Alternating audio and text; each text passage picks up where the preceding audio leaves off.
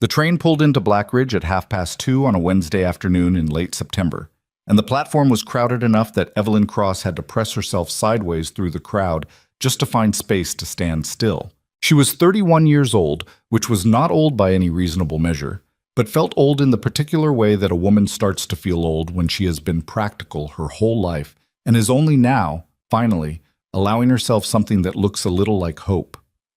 She had brown hair pinned back under a gray hat that had seen better days, and she was wearing her second-best dress because her best one was packed in the trunk that the porter was already hauling down from the luggage car. She had a handbag with $42 in it, the remainder after train fare, after the new boots she'd bought for meeting him, after the small gifts she'd tucked into the trunk for the moment she arrived. She stood on the platform and looked at the crowd of faces. She was looking for a man named Grant Mercer. He had described himself in his letters as tall, with dark hair going gray at the temples, 43 years old, a cattle rancher outside Blackridge who had built his spread through 15 years of hard work and was ready now to share it with a woman of good character and steady disposition. He had written that he would be holding a sign with her name on it, because the platform was often crowded and he didn't want her to miss him in the confusion. She scanned every face on that platform twice. There was no sign. There was no tall man with gray at his temples. There was no one looking for her at all. She told herself the first time through the crowd that he was simply late. Trains ran ahead of schedule sometimes. She'd arrived a few minutes early, perhaps. She found a spot near the station wall where she could watch the platform without being jostled, and she waited, holding her handbag with both hands the way you hold something when you're trying to appear calm and aren't. The crowd thinned, families reunited and left. Businessmen in suits climbed into waiting carriages. A woman with 3 small children marshaled them all toward a wagon at the end of the street. A group of cowboys lounged near the hitching post outside the station, not waiting for anyone in particular, just occupying space the way men who had nowhere urgent to be tended to do. By 3 o'clock, the platform was nearly empty. Evelyn walked to the station window and knocked on the glass.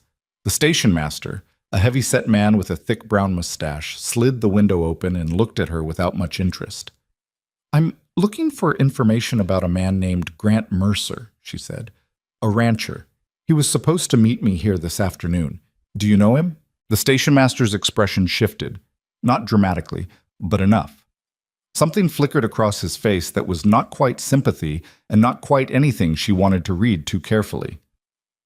"Grant Mercer," he repeated. "Yes. He owns a cattle operation outside town. We've been corresponding for some time. I've come from Cincinnati to—" She stopped herself. "Do you know him?" The station master was quiet for a moment in the way that people are quiet when they're deciding how much of the truth to give you. "Ma'am," he said finally, "there's no rancher by that name that I'm aware of. Not outside this town, not in it." The words landed strangely, not like a blow, more like a step she'd expected to find solid ground beneath and found nothing instead, just air. "I'm sorry? I've been station master here going on 11 years, he said. "I know most of the ranching operations within 40 miles. There's no Grant Mercer among them." "Perhaps he operates under a different name," she said. And even as she said it, she could hear how it sounded. Perhaps. His voice was not unkind exactly, but it had the careful flatness of a man who has watched this particular scene before and knows there's nothing useful he can say to make it easier. "You might try the sheriff's office. They keep records." She thanked him.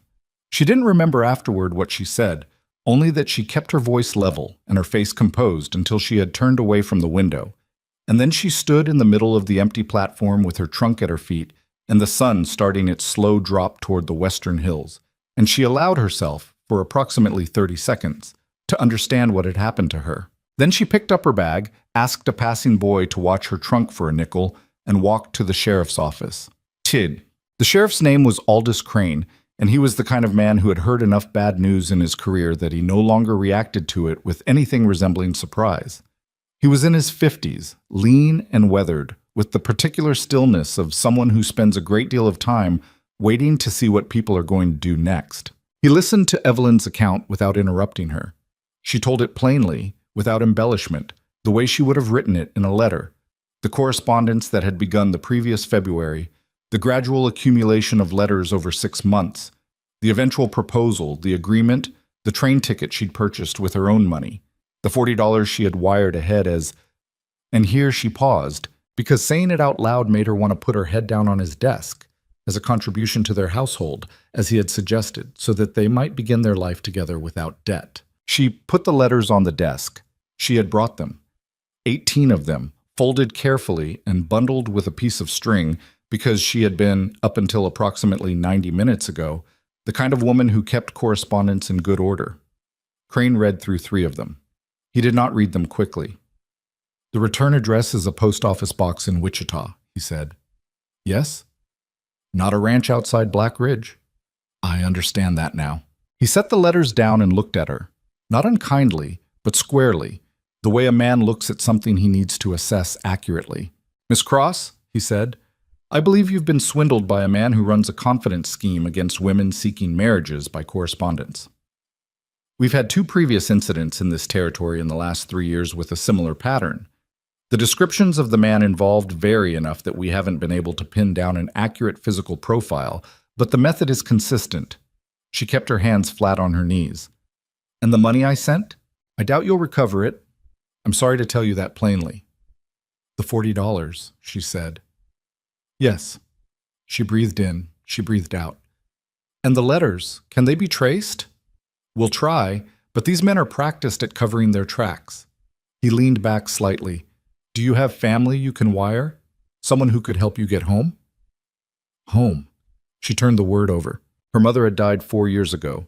Her brother was in Pennsylvania with a wife and 4 children and a mortgage he was already struggling under. She had not told him she was doing this because she had known he would worry and because some part of her had wanted to arrive somewhere new and write the letter afterward, the triumphant letter, the one that said, "I am well. I am settled. I have found something good."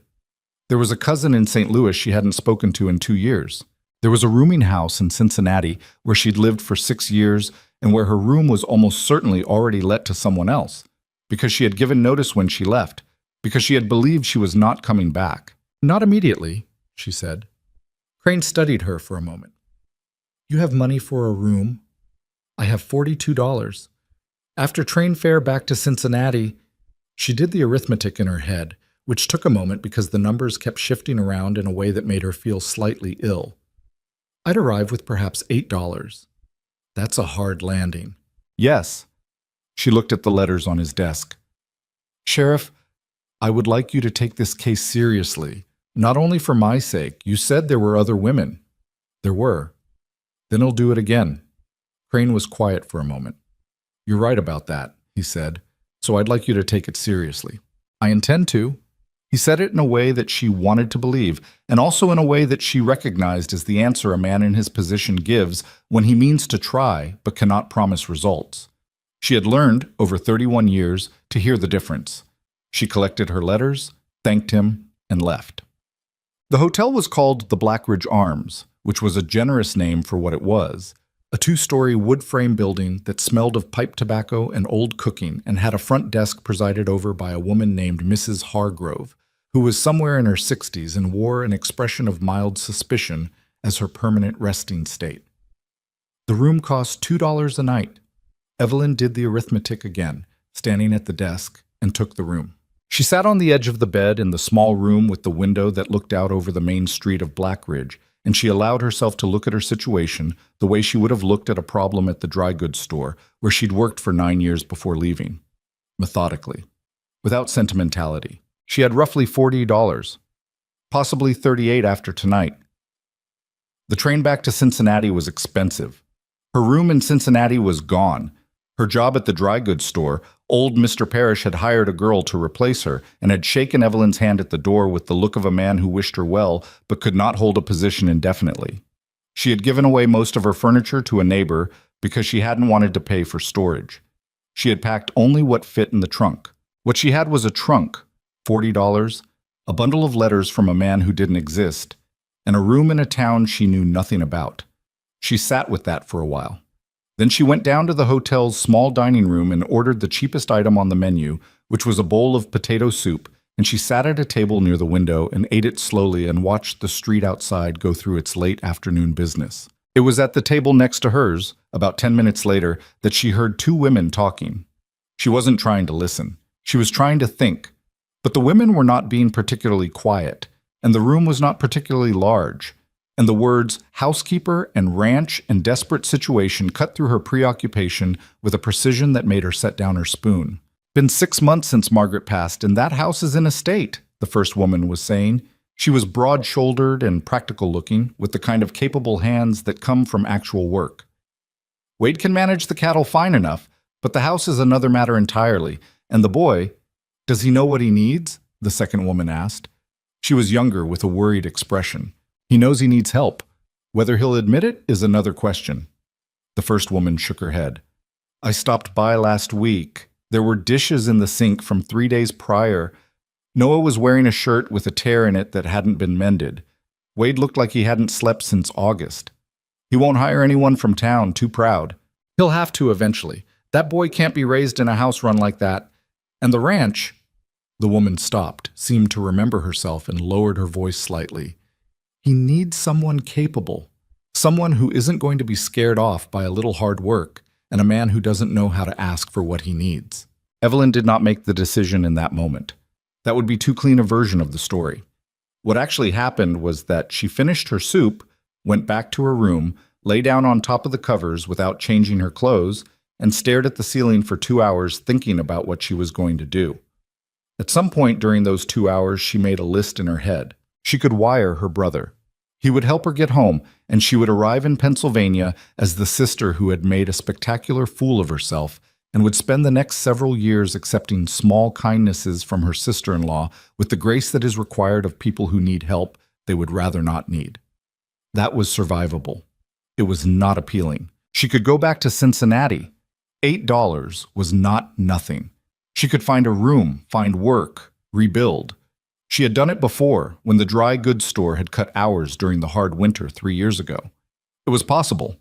It would take time, and time was expensive, and she would be doing it alone, which was not new exactly, but felt newly heavy in the way that things feel heavier when you've spent 6 months imagining something different. Or she could walk into the morning with what she had, a trunk, $40, and the particular stubbornness that had gotten her through 31 years of not having things easy, and find out if the man the women were talking about was actually looking for help. It was not a good plan. It was not even really a plan. It was the kind of decision that looks, from the outside, like either courage or desperation, and from the inside feels like both simultaneously. She fell asleep before she'd fully decided, which was, in its own way, a kind of decision. The next morning, she asked Mrs. Hargrove, as casually as she could manage, whether she knew of a rancher named Wade Bennett. Mrs. Hargrove's expression shifted from its default mild suspicion to something that might have been curiosity.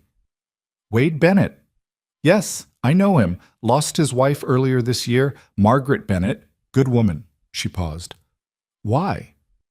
I heard he might be in need of a housekeeper. Mrs. Hargrove looked at her for a long moment. You're the woman who came in on yesterday's train. The one who... She stopped. I'm sorry for your situation. Thank you, Evelyn said. Is he a decent man? Wade Bennett? Mrs. Hargrove seemed to consider the question seriously. He's not easy. He keeps himself close. But he's not a bad man. He's just... She thought about it. He's somebody who's been hit hard and hasn't figured out yet how to get back up. Where's his ranch? About 4 miles northeast of town. You'd take the main road out past the grain mill and turn left at the oak with the split trunk. Can't miss it. She paused. You're going to go out there this morning, aren't you? It wasn't really a question. I need work, Evelyn said.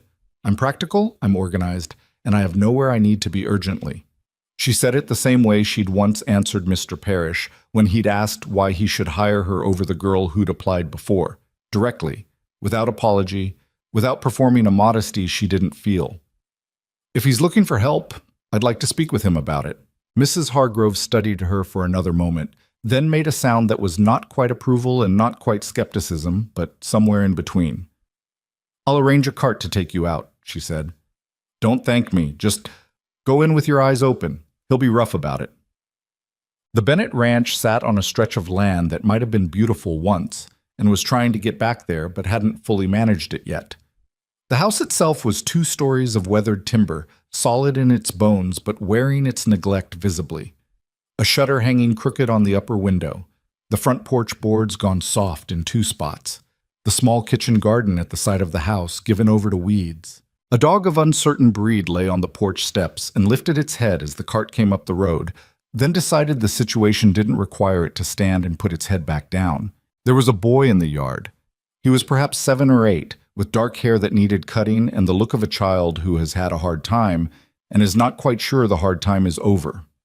He was sitting on the fence rail watching a crow that had landed in the yard, and he turned when he heard the cart and looked at Evelyn with the particular directness of children who have not yet learned to be polite about staring. "Who are you?" he asked. "My name is Evelyn Cross," she said, climbing down from the cart. "Is your father home?" The boy considered this. "He's in the barn." "Would you take me to him?" Another pause, the kind that children insert when they're deciding whether to be cooperative. "What do you want?" "I want to speak with him about work." The boy looked at her trunk, which the cart driver was already setting down on the ground. "You're not from here." "No, I came in on the train yesterday." "From where?" "Ohio." He turned this over. "That's far." "It is." He got off the fence rail and started toward the barn without further comment, and Evelyn followed him, leaving her trunk where it was. The barn was dim and smelled of hay and horses and the particular honest smell of working animals. There was a man near the back, his head bent over something he was repairing, a length of harness, it looked like, with the focus of someone who is using a task to keep from thinking about other things. "Pa," the boy said. "Lady from Ohio wants to talk to you." The man looked up. He was 36 or 38, Evelyn guessed. He had the build of someone who worked with his hands and his body every day, broad through the shoulders and worn at the edges in the way that men who work outdoors in hard country tend to get worn. His face was not an easy face, sharp-boned, stubbled, with the look of someone who had been sleeping badly for months. He looked at her the way the station master had looked at her, assessing and not particularly comfortable about what he was assessing. "Can I help you?" he said. It was not quite a question. "My name is Evelyn Cross," she said. "I arrived in Blackridge yesterday. I'm looking for work, and I was told you might be in need of a housekeeper." Something moved across his expression, irritation or something close to it. "Who told you that?" "I heard it mentioned. I didn't catch names." She kept her voice level. "I'm not here to be a nuisance, Mr. Bennett. I simply need employment, and it sounds as though you may need help. If that's not the case, I'll take myself back to town and trouble you no further." He set down the harness and looked at her properly. "You came out here on the basis of something you heard mentioned," he said, "without knowing anything about the work, without being asked." "Yes. That's either confident or desperate." "Probably some of both," she said. He was quiet for a moment. The boy, Noah, she assumed, was standing slightly behind his father, watching her with those unsettling direct eyes. "What do you know about keeping a house?" Wade asked. "Considerably more than whatever state yours is currently in, from what I could see coming up the path." She said it without cruelty, but without softening it either, and she watched his jaw tighten slightly. "I'm not being unkind. I'm being accurate. Your kitchen garden is gone to weeds.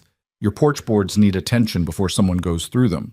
Your boy's shirt has a tear in the left shoulder that needs mending. I'm not saying these things to criticize you. I'm saying them to demonstrate that I notice what needs doing, and I know how to do it." The silence that followed had a particular texture, the kind of silence where someone is deciding whether to be angry or honest about something. "I can't pay much," Wade said finally. "What can you pay?" "Room, board, and $8 a month. Maybe more come spring if the herd does well." She thought about it. $8 a month was not much, but room and board meant her $40 stretched further, meant she had time to think, meant she was not returning to Cincinnati or Pennsylvania with her hat in her hand just yet. "I'll need my own room," she said. "There's a spare room upstairs. It's not much." "I don't need much. I need it to have a door that closes." "It does." "When would you need me to start?" He looked at her for another moment with that assessing look. "You got a trunk?" "It's in the yard." Something shifted in his expression. Not warmth exactly, more like the grudging acknowledgement of a practical situation.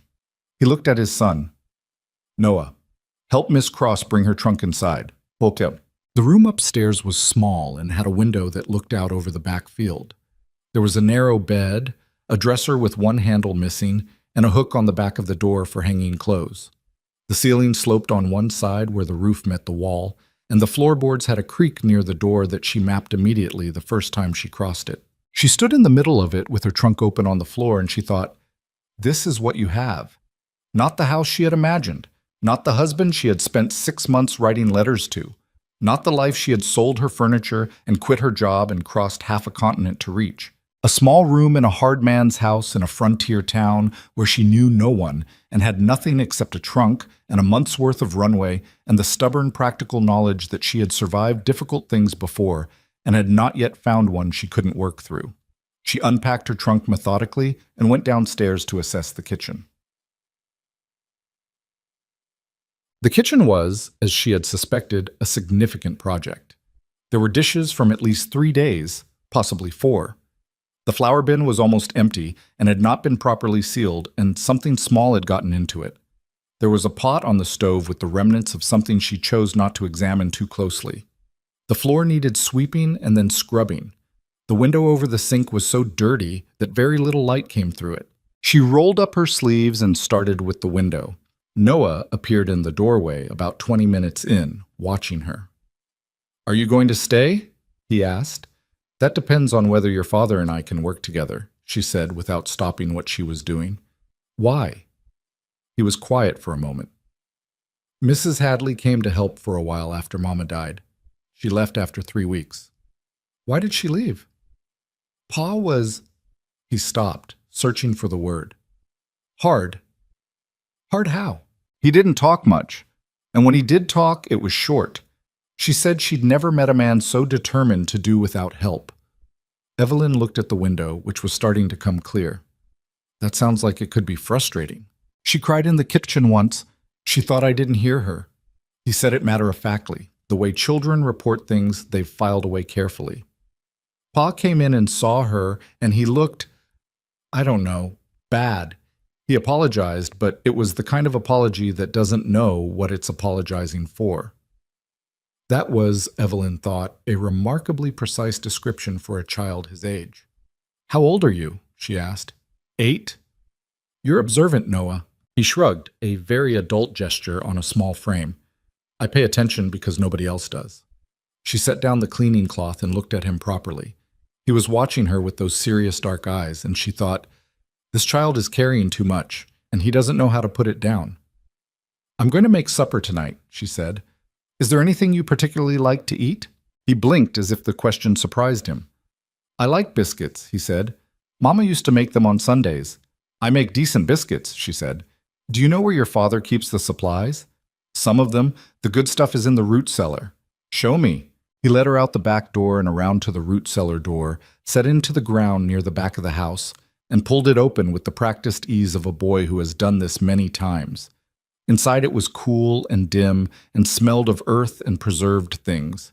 Jars of vegetables, a ham hanging from a hook, sacks of dried beans and rice, a crock of lard. More than she had expected. Whatever else Wade Bennett had failed to manage in the last months, he had made sure there was food. She took stock. She could work with this. "Thank you, Noah," she said, and she said it the same way she'd say it to an adult, which was, she noticed, not the way most people talked to him. He straightened slightly. "You're welcome," he said, and meant it. Cha. Supper was simple. Salt pork with beans and biscuits and a small pot of coffee. Nothing extraordinary. But she made it carefully, and she made enough of it, and she set the table properly with the mismatched plates she found in the cabinet, and when Wade came in from the evening chores, he stopped in the kitchen doorway with the particular expression of a man encountering something he hadn't expected. He didn't say anything. He washed his hands at the basin, took his seat at the head of the table, and they ate. Noah ate 3 biscuits and half his beans, and looked significantly more alive than he had 2 hours prior. Wade ate steadily and without comment. The silence was not exactly comfortable, but it was the working silence of people sharing a table, rather than the brittle silence of people avoiding each other, which was at least a beginning. After dinner, Wade pushed back from the table and said, "The biscuits were good." "Thank you," she said. "Noah," he said, "time for bed." "Pa, bed." Noah looked at Evelyn, and she gave him a small nod that was not quite a promise, but was close enough that he got up and went upstairs without further argument. Wade sat at the table with his coffee, and she began clearing the plates. And after a moment he said, without looking at her, "You should know this is temporary." "I know that," she said. "I'm not in a position to offer anything long-term." She set the plates by the basin and turned to look at him. He was looking into his coffee cup with the look of a man saying something he feels obligated to say, even though he'd rather not have to say it. "Mr. Bennett," she said, "I'm not here with any expectations beyond the arrangement we discussed. I need work and a place to sleep. You need help with your house and your son. Those two things fit together. That's all I'm asking." He looked up at her then. His eyes were gray, she noticed. Not a warm gray, more the gray of a sky that hasn't decided yet whether it's going to storm. "Where did you come from?" he asked. "And I mean the whole story, not just Ohio." She considered lying, or at least softening it. Then she thought about what she'd told Mrs. Hargrove about going in with her eyes open, and decided that applied to herself as much as anyone. "I came here to marry a man I'd been corresponding with for 6 months, she said. "He doesn't exist. The man I was writing to made him up, took my letters, took $40 I sent ahead, and disappeared. I stood on the platform yesterday afternoon looking for a man holding a sign with my name on it, and there was no one." She said it evenly. "So now I'm here. That's the whole story." Wade was quiet for a long moment. "That's a rough landing," he said. "Yes, it is." He looked at his coffee again. Something moved in his expression that she couldn't quite read. Not pity, which she would have resented. Something more like recognition, maybe. Like a man who knows what it feels like to have the thing you were counting on simply not be there. $8 a month, he said. Room and board. And you'd best know up front I'm not an easy man to work for. "So I've heard," she said. He looked up sharply. "Your son," she said. He mentioned Mrs. Hadley. Something crossed his face that might have been embarrassment, or might have been grief, or might have been both at once. "She left," he said. "I know. I wasn't—" He stopped. "I wasn't easy." "I'm not Mrs. Hadley," she said. He studied her for another moment, then nodded once. The brief, decisive nod of a man who has decided something he's not sure about, but is going to proceed with anyway. "Get some sleep," he said. "Morning starts early." She went upstairs.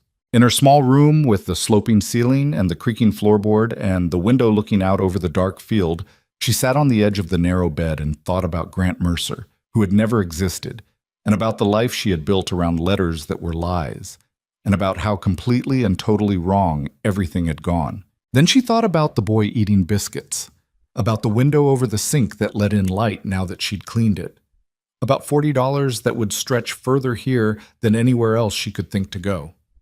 She thought, "You are here. This is what you have. Now figure out what to do with it."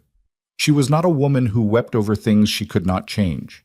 She had learned that early, and she had found it useful. She changed her clothes, folded them neatly over the chair, lay down on the narrow bed, and went to sleep. Outside, the September dark settled over the Bennett Ranch with the particular completeness of darkness in open country, where there are no street lamps and the nearest neighbor is half a mile away. The horses moved quietly in the barn. The dog on the porch steps shifted in its sleep. In the room at the end of the upstairs hall, Noah Bennett lay in his bed with his eyes open for a while, thinking about biscuits and about a woman from Ohio who talked to him like he was a person and hadn't left yet. Downstairs, Wade Bennett sat at the kitchen table with his cold coffee and looked at the clean window over the sink and the washed dishes drying by the basin and the swept floor, and he felt something he'd been trying very hard not to feel for the better part of a year. Not hope exactly, which still felt too dangerous, but something smaller and more cautious that might be, if he was careful with it, the first step in that direction. He pushed back from the table and went to bed. The morning was going to come early, and there was work to do. The first week was the hardest, which was saying something because none of it was easy. Evelyn had grown up in a household that ran on routine. Her mother had been a practical woman who believed that a house without order was a house waiting to fall apart. And she had carried that belief into her adult life the way you carry things you learned young, without examining them too carefully. But the Bennett house was not a house that had lost its order recently. It was a house that had lost the person who held its order together, and those were different problems. One you could fix with cleaning supplies and a strong back. The other required something she wasn't entirely sure she knew how to provide. She started as she always started, with what she could see. The kitchen got the most immediate attention because the kitchen was where the day began and where the evidence of neglect was most visible. She scrubbed the floor on her hands and knees the first full morning, which was not glamorous work but which needed doing. And she did it without complaint because complaining about necessary work had always struck her as a waste of breath. The stove needed blacking. The shelves needed lining. The window she had cleaned on arrival needed a second pass with vinegar water before the glass was truly clear. She found a crack in the corner of the ceiling where rain had gotten in at some point and left a brown stain, and she noted it in her head for later. Noah appeared in the kitchen doorway at intervals throughout the morning, checking on her with the wariness of a child who has learned not to get too settled about things. Each time she gave him something to do, fetch me the small pot from that shelf, show me where your father keeps the extra candles, not because she couldn't manage without him, but because she could see that he needed to be useful and didn't quite know how to ask for it. By the end of the first week, she had established a rhythm. Up before dawn to start the stove, breakfast on the table when Wade came in from the early chores, Noah off to the small schoolhouse in town 3 days a week, and the remaining hours spent working through the list of things the house needed that seemed to grow longer the more carefully she looked. Wade was, as advertised, not easy. He came in for meals, ate, said very little, and went back out. He did not criticize her work, which she took as a form of approval, but he did not praise it either, which was fine. She wasn't looking for praise. She was looking for a situation that worked, and the situation was working in the narrow practical sense. He paid her at the end of the first week without being asked, $8 crisp set on the kitchen table while she was washing up after supper, and when she said thank you, he just nodded and went upstairs. The third morning, he came in for breakfast and stopped in the kitchen doorway with an expression she was beginning to recognize. The look of a man who has noticed something and is deciding whether to say it. "The fence post near the south gate," he said. "I know," she said. She had noticed it 3 days prior. "I mentioned it to Noah, and he said the tools are in the small shed, but I didn't want to go into your shed without asking." He was quiet for a moment. "You can use what you need from the shed." "Thank you." He poured his coffee and sat down. She set a plate in front of him, eggs and cornbread, because the flour situation had been resolved by a trip into town with the wagon, which she'd negotiated carefully because she'd asked Wade if she could take it, and he'd looked briefly alarmed, which she thought probably meant no one had asked him a direct logistical question in some time. "The cornbread's different," he said. "I added a little bacon fat. It keeps it from drying out." He ate it without further comment, which she was fairly certain was a compliment. The fence post took her most of an afternoon and was genuinely difficult. The ground was harder than she'd expected, and the post hole digger was heavier than it looked. And she didn't entirely succeed, which she was honest about when she reported back that evening.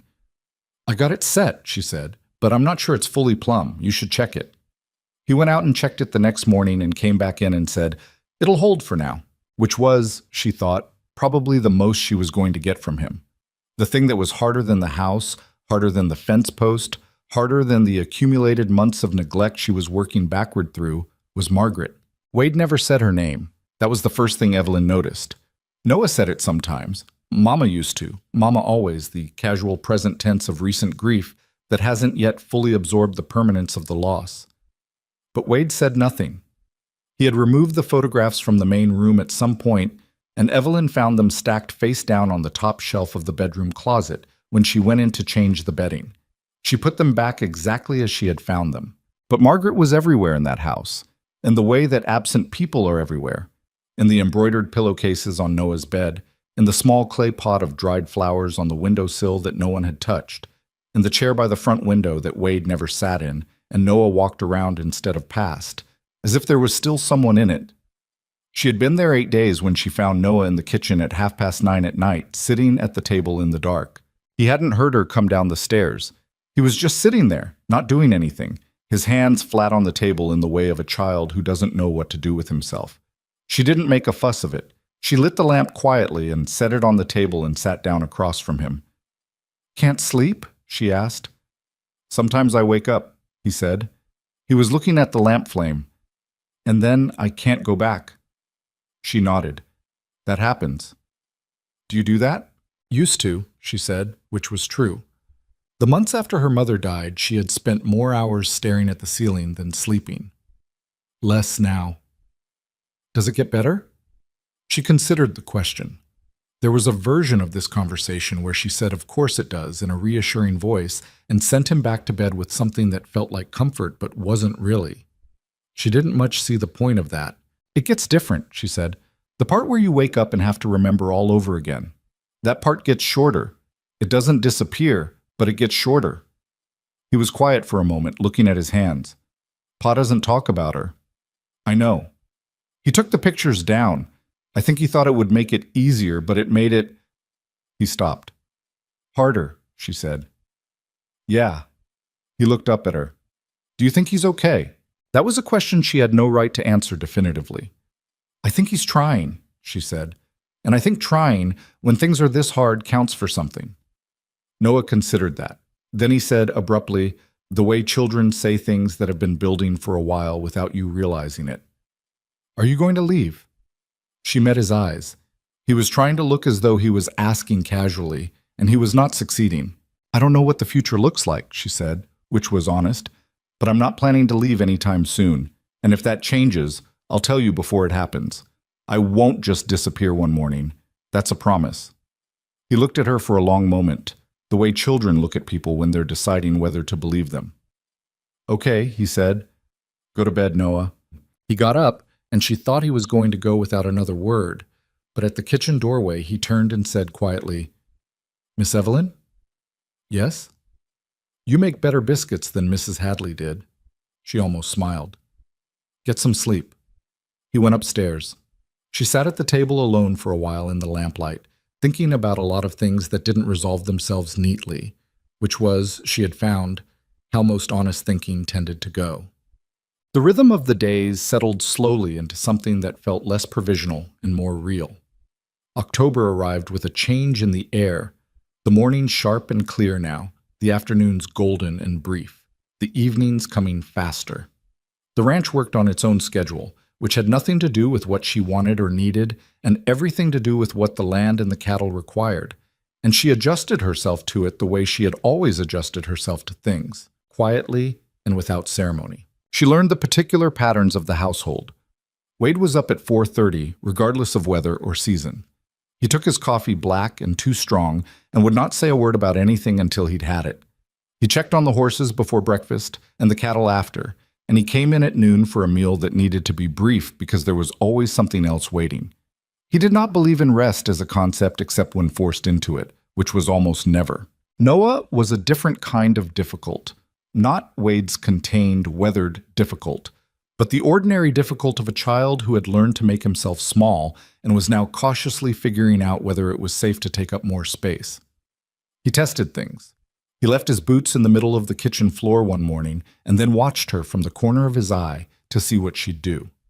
She told him to move them because someone was going to trip. And when he said he'd do it later, she said later wasn't good enough and he needed to do it now.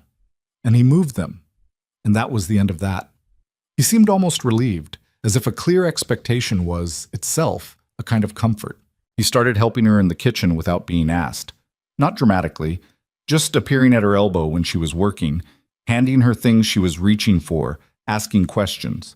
She answered the questions when she had answers and said she didn't know when she didn't, which surprised him each time, as if he hadn't expected an adult to admit to not knowing things. "How do you know how long to cook the beans?" he asked one afternoon, perched on the stool by the stove. "You taste them," she said. "That's it?" "That and time, but mostly tasting. The time is just a rough guide. Pa says you have to go by the recipe." "Your father," she said carefully, "is an excellent judge of cattle and a sensible man in most respects. Cooking is different. You have to trust your tongue more than the instructions." Noah processed this. "Can I taste them?" She handed him the spoon. "They need more salt," he said immediately. "Yes, they do," she agreed, and he looked as pleased as she'd seen him look about anything. She didn't tell Wade about the late-night kitchen conversation. It wasn't her story to tell, and she suspected he either already knew about his son's sleepless nights and was carrying that guilt quietly, or didn't know, and learning it would make him feel worse rather than better. And neither outcome was helped by her reporting it.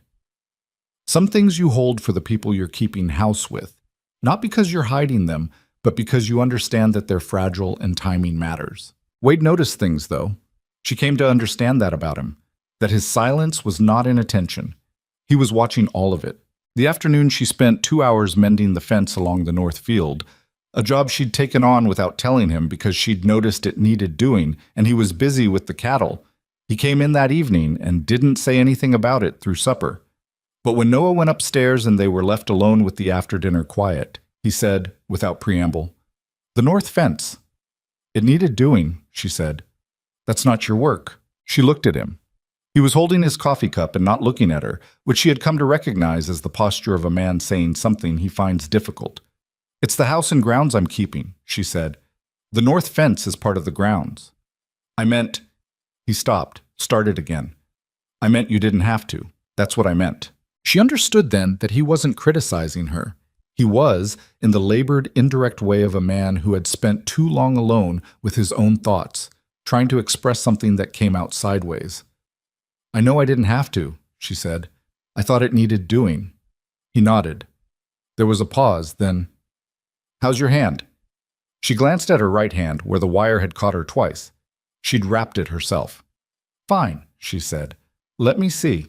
She held it out, and he unwrapped the cloth and looked at the cuts with the same focused attention he'd given the harness repair she'd first seen him doing, and said, "These need cleaning properly," and went and got the supplies from the cabinet by the washstand and cleaned them himself, which he did with complete concentration and without speaking, and which she allowed because arguing about it seemed beside the point. It was the most physical proximity they'd had since she arrived. He was not rough about it, actually careful, which surprised her. When he was done, he rewrapped it with a steadiness of hand that reminded her he was used to tending injured animals. "Thank you," she said when he was done. "Don't go grabbing at wire without gloves," he said. "I didn't have gloves." He got up, went to the hook by the back door, and took down a pair of leather work gloves that were small enough to fit her. He set them on the table without comment. She looked at them, then at him. "Were those—" She stopped. "They were Margaret's," he said. His voice was level, but she heard what it cost him. "She kept them for the kitchen garden. They're just sitting there." He went to bed. She sat at the kitchen table for a long time with the gloves in her hands, and she thought about the kind of grief that makes a man take photographs off walls and never say a name out loud, and the kind of grief that makes a man hand you his dead wife's work gloves because your hands are cut and he can't think of any other way to be useful. It was during the 3rd week of October that she first heard the name Daniel Corley. She was in town. She made the trip twice a week now, for supplies and for the practical business of a household that needed regular tending. And she was at the dry goods counter when the woman next to her started talking to the shopkeeper about a man who had just come into town. "Staying at the Blackridge Arms," the woman said. She was the kind of woman who delivered information as if she was doing you a favor. "Very well dressed. Claims he's in town on business." "What kind of business?" The shopkeeper, a compact man named Fowler, asked. "Doesn't say exactly. Something about land, I think. He was at the surveyor's office for most of yesterday afternoon." Evelyn paid for her flour and coffee and thought nothing more of it. Travelers passed through Blackridge regularly. A man at the surveyor's office was not, on its face, remarkable. She saw him 2 days later coming out of the sheriff's office as she was walking past with Noah, who had come along to carry one of the bags. He was tall and well-dressed, in the particular way of men who want to be noticed: good coat, city boots that were too clean for a working town, hat at an angle that was slightly too studied to be casual. He had a face that was almost handsome, with the kind of features that arranged themselves naturally into an expression of easy confidence. He looked at her as they passed, and she looked back at him the way she'd look at anyone, shut, briefly and without much investment, and walked on. "Who's that?" Noah asked. "I don't know," she said. "He was looking at you." "People look at people," she said. "It doesn't necessarily mean anything," but she felt, in some indefinable way she could not have articulated, something she would later recognize as the first small chill of a feeling that was not quite fear, but was adjacent to it. Not because of the man himself, necessarily. She couldn't have said what it was exactly. Just a feeling like noticing a change in the air before weather comes in. She put it aside. There was bread to make and a week's worth of mending waiting in the basket, and Wade had mentioned that the root cellar latch was sticking, which needed oil. She put it aside and she went back to the work, which was what she did with things she couldn't resolve immediately. The moment that shifted something fundamental between her and Wade came not from any grand occasion, but from a Thursday evening in late October when the rain came in hard and sudden, and the barn roof, which had been holding a leak in abeyance for some months, finally gave way in the left corner over the hay storage. She heard the commotion from the kitchen, Wade's voice, short and clipped in the way it got when something had gone wrong, and he was containing himself, and went out with the lantern to find him standing in the barn doorway, looking at a corner of soaked hay, with the expression of a man calculating a loss he can't quite afford. "How bad?" she asked. "The hay's ruined," he said. "Most of the winter store in that corner." She held the lantern higher to see better. The damage was significant, but not total. Maybe a quarter of what was stored in that section. Still. "Can you get more before the real cold?" "Maybe." His voice was flat. "If Dobbins still has supply left, which I doubt, and I'd have to move fast." "Then go to Dobbins first thing tomorrow," she said. "I know that. I know you know. I'm just saying it out loud because sometimes it helps to say things out loud." He looked at her. The lantern light made the rain behind him look like something solid. "I need to get the tarp over it tonight," he said. "I'll hold the lantern." "You don't need to—" "Wade."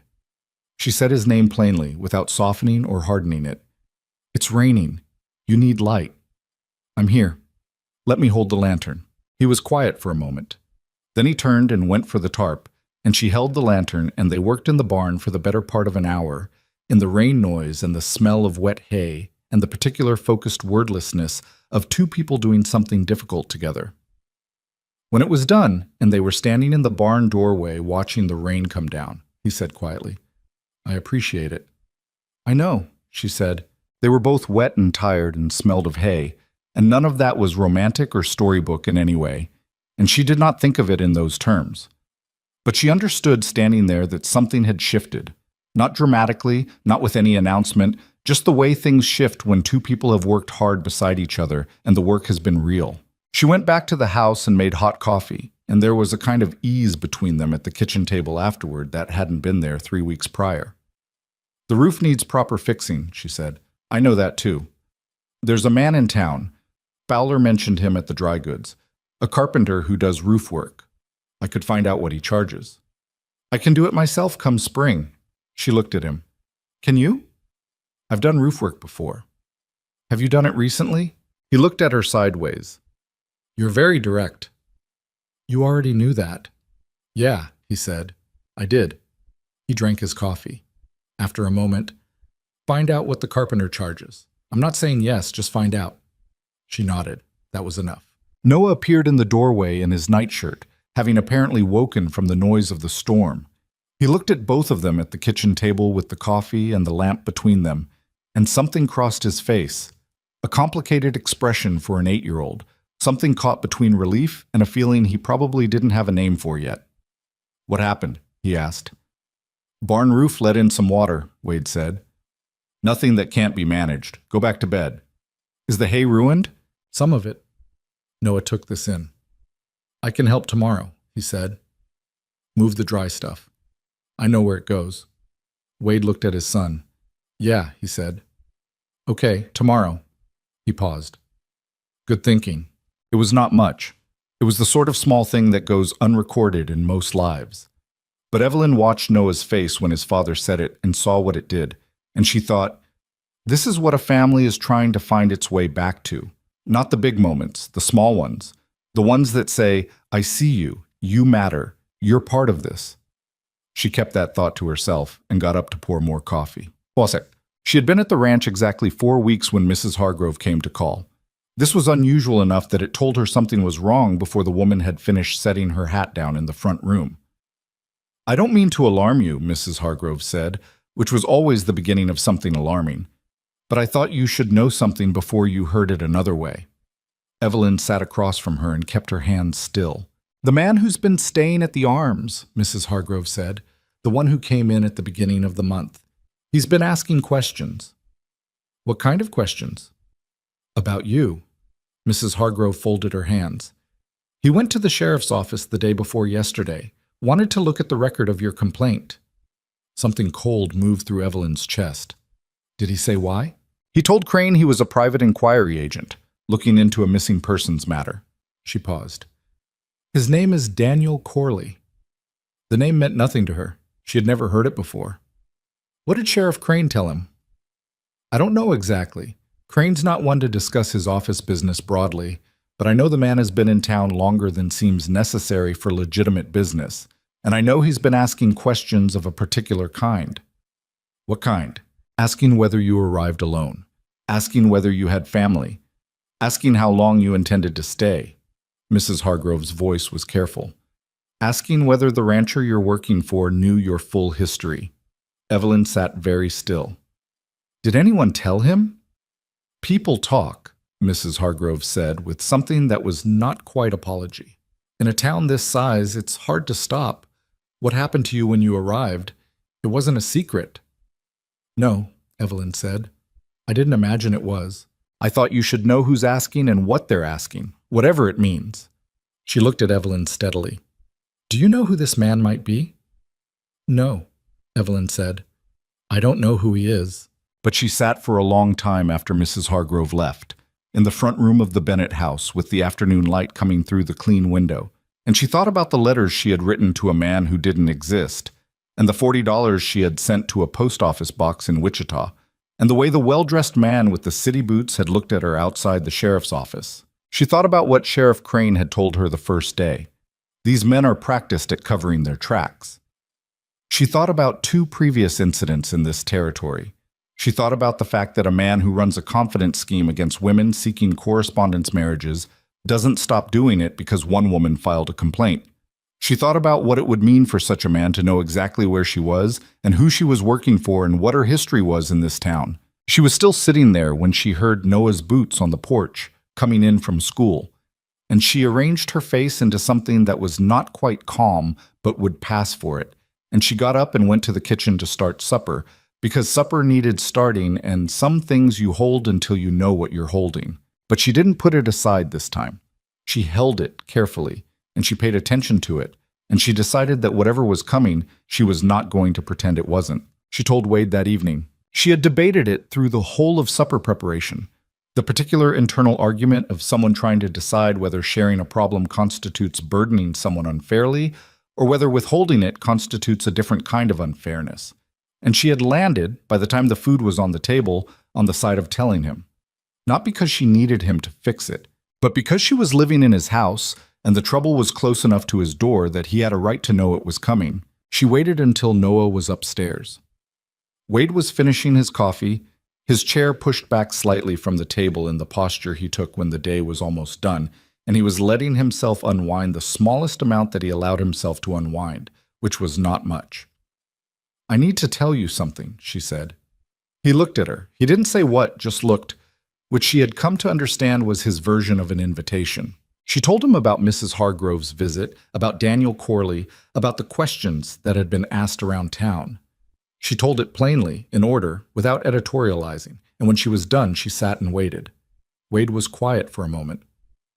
You think this man is connected to the one who defrauded you, he said. I don't know that. I think it's possible. Crane knows about him? Crane knows he came to look at my complaint. Whether Crane thinks the same thing I'm thinking, I don't know. Wade turned his coffee cup slowly in his hands. It was a habit she'd noticed. When he was thinking through something difficult, his hands needed something to do. What do you want to do about it? She appreciated that he asked that instead of telling her.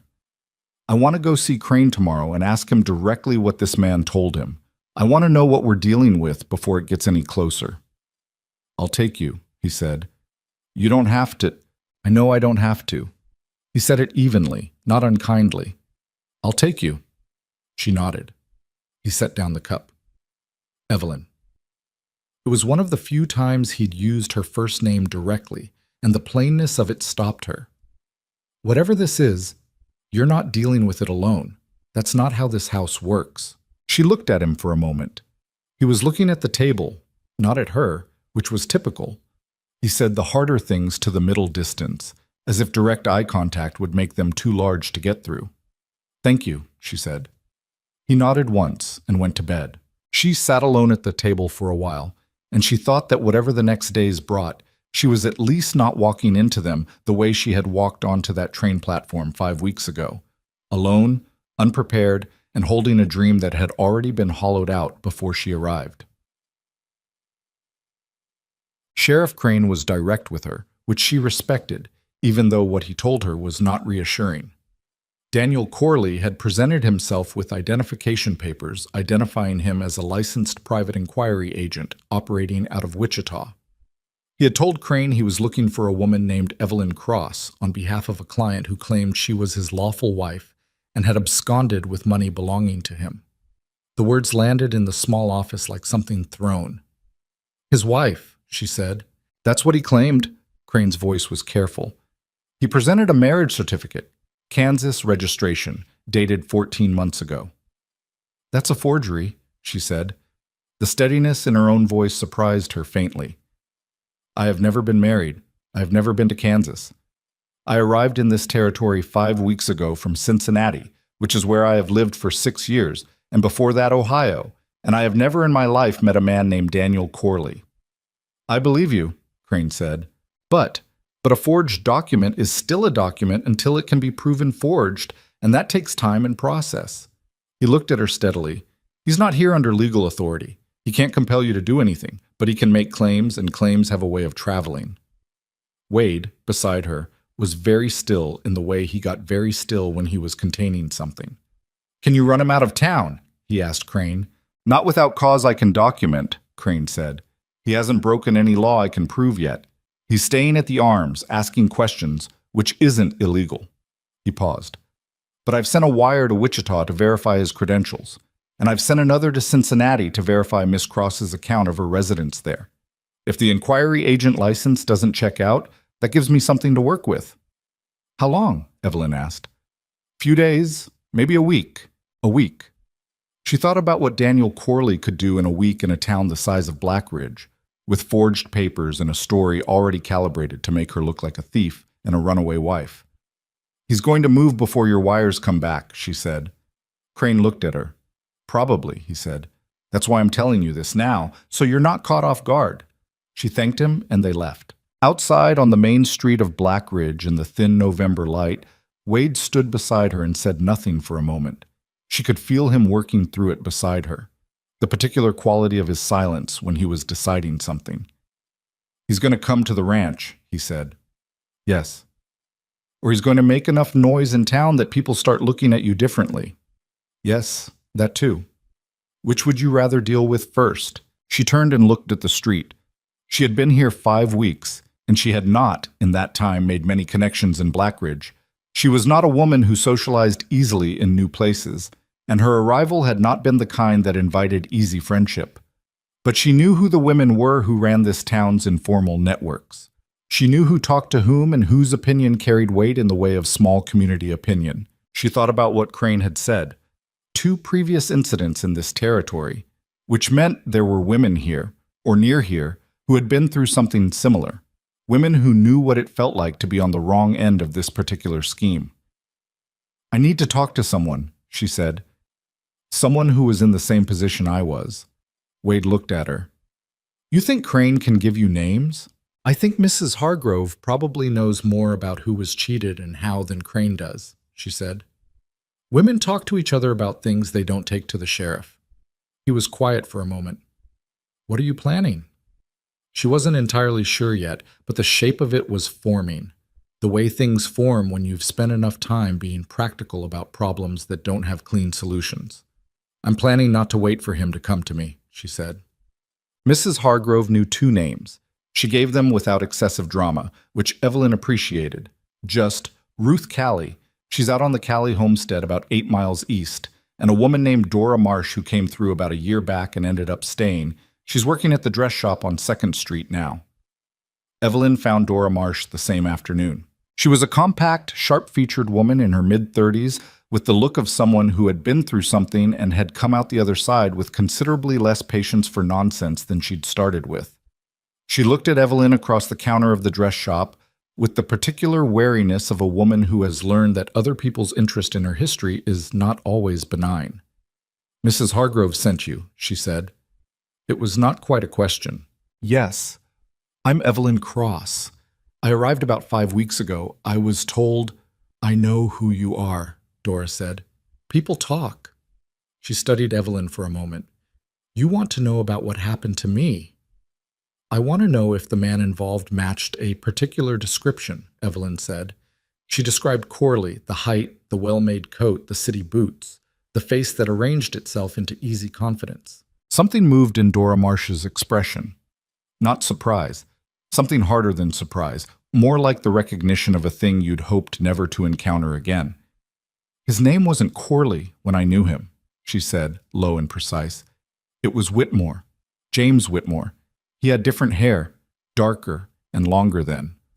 But the face—" She stopped. "Yeah, that's him." Evelyn held the information carefully. "What did he do to you?" "Same as he did to you, near enough. Letters, 6 months, promises. I sent money. I came out here from Missouri expecting a husband and a farm and found nothing." Her voice was flat, which was its own kind of anger, the flat kind that's been sitting a long time. "When I went to the sheriff, he'd already moved on. They never caught him." She looked at Evelyn. "Why are you asking me this now?" "Because he's back," Evelyn said. "He's in Black Ridge. He's going by Corley now, and he's claiming to be a private inquiry agent, and he's telling people I'm his wife." The silence that followed was brief and extremely charged. "He's here," Dora said, "staying at the Black Ridge Arms." Dora's jaw tightened. "That man," she said, with a quietness that conveyed more than shouting would have. "That absolute—" She stopped herself, breathed. "What do you need from me?" "I need you to be willing to say publicly what he did to you. Not to me, to Crane, and if it comes to it, to this town. You're going to confront him." "I'm going to be ready when he makes his move," Evelyn said. "There's a difference." Dora Marsh looked at her for a long moment. "He's going to try to discredit you first. That's what he does. He makes the woman look like the problem before she can make him look like one." "I know. He has papers, forged ones probably, but they look real enough at a distance." "I know that too. And you still want to stand up in front of this town and call him out." "I'd rather not have to," Evelyn said honestly. "But I don't see another option that ends this. He'll keep moving, keep doing this to other women, if someone doesn't stop him somewhere." Dora was quiet for another moment. Then something in her expression shifted. The wariness not exactly gone, but rearranged around something that was closer to resolve. "Ruth Callie should be part of this," she said. "She lost more than either of us, and she's got a temper, which I mean as a compliment. Mrs. Hargrove gave me her name. I'll send word out to her today." She paused. "And I'll talk to Crane myself. My account of what he did to me. That's something he doesn't have on record, because I never filed. I was too ashamed." Her voice went briefly tight on the last word, and then steady again. "I should have filed." "You're filing now," Evelyn said. "That's what matters." Daniel Corley made his move 3 days later, which was 2 days before Crane's wires came back. He came to the Bennett Ranch on a Tuesday morning when the sky was flat and gray and the air had the particular cold that comes before the first real snow of the season. Evelyn saw the horse coming up the road from the kitchen window and knew, before she could see the rider clearly, what this was. She went to the front door before he reached the porch. Wade was out with the cattle. She had not told him Corley might come today, which she realized in retrospect was a mistake, not because she needed protection, but because he'd wanted to be there and she'd been too stubborn about handling things herself. That was a flaw she was aware of and was working on imperfectly. Corley dismounted at the gate and walked up to the porch, with the easy confidence of a man who is very accustomed to arriving at doors unasked and being received. Up close, he was even more studied than she remembered. The coat pressed, the boots immaculate despite the dusty road, the hat at precisely the right angle. He had a pleasant face, which was the most dangerous thing about him. He looked, at first glance, like exactly what he claimed to be.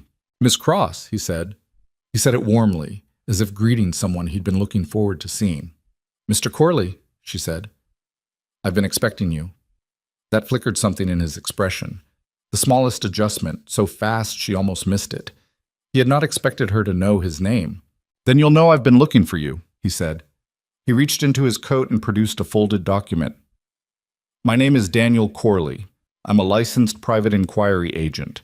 I've been engaged by a Mr. R. Vance of Wichita, Kansas, who claims you are his lawful wife and that you left his residence without his knowledge, taking with you certain— R. Vance, she said. Yes, ma'am. Robert Vance. You were married in Wichita 14 months. There is no Robert Vance, she said. There is no marriage. That document is a forgery. The license you're carrying is a forgery, and your name is not Corley any more than it was Whitmore or Grant Mercer or whatever name you were using before those. She watched his face. Yes, I know about Whitmore. The pleasant expression did not exactly disappear. It shifted, became something more careful, more watchful. He folded the document and put it back in his coat. Miss Cross, he said, in a voice that had dropped the warmth but retained the surface pleasantness, I understand you may have had difficult circumstances that brought you here, but making accusations against a licensed— Save it, she said. I've already spoken to Sheriff Crane.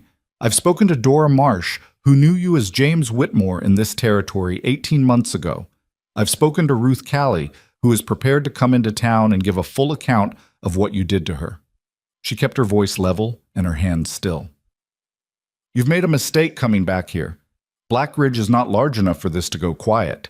Something changed in his face then, not dramatically, not the way it would in a cheap story, but in the way that real things change when a man realizes the ground is not where he thought it was. The pleasantness thinned. Beneath it was something she recognized, not because she'd seen it before, but because she'd heard it described by women who had a coldness that had always been there, just covered. You have no proof of anything, he said. Not yet, she said. But I'm patient, and I'm not going anywhere. You're a woman who arrived in this town under embarrassing circumstances, he said, his voice going quieter in a way that was meant to be threatening. A woman with no family here, no history here, no standing here. You're working as a housekeeper for a widower who barely knows your name, and you think this town is going to take your word over a licensed agent with documentation? I think this town is going to hear my word, she said, and Dora Marsh's word, and Ruth Callie's word, and whatever Crane's wires bring back from Wichita about your license. She met his eyes steadily. I think 3 women saying the same thing about the same man in the same territory is something that tends to get heard, eventually, even if it takes longer than it should. He looked at her for a long moment. She could see him calculating. This isn't finished, he said. I know, she said. Neither am I. He turned and walked back to his horse, and she stood in the doorway and watched him go, and she did not let herself shake until he was far enough down the road that he wouldn't see it. She was still standing on the porch when Wade came back from the south pasture. He took one look at her face and said, He was here. Yes. You should have sent Noah for me. Noah was at school. You should have waited. Wade. She turned to look at him. I handled it. I'm fine. He's gone. He was silent for a moment, and she could see the tension in him. The particular tension of a man who wanted to have been there and wasn't, and is trying to decide whether to be angry about it. What happened? He said. Not a question, a request. She told him. All of it, including the part where her hands had been shaking after, which she mentioned not because she wanted sympathy, but because she thought he'd understand the distinction between being afraid and being controlled by it. When she was done, he was quiet for a long moment. He knows where you are now, Wade said. He knew before he came. He knows you're not going to be scared off easily. Good. That's going to make him more dangerous, not less.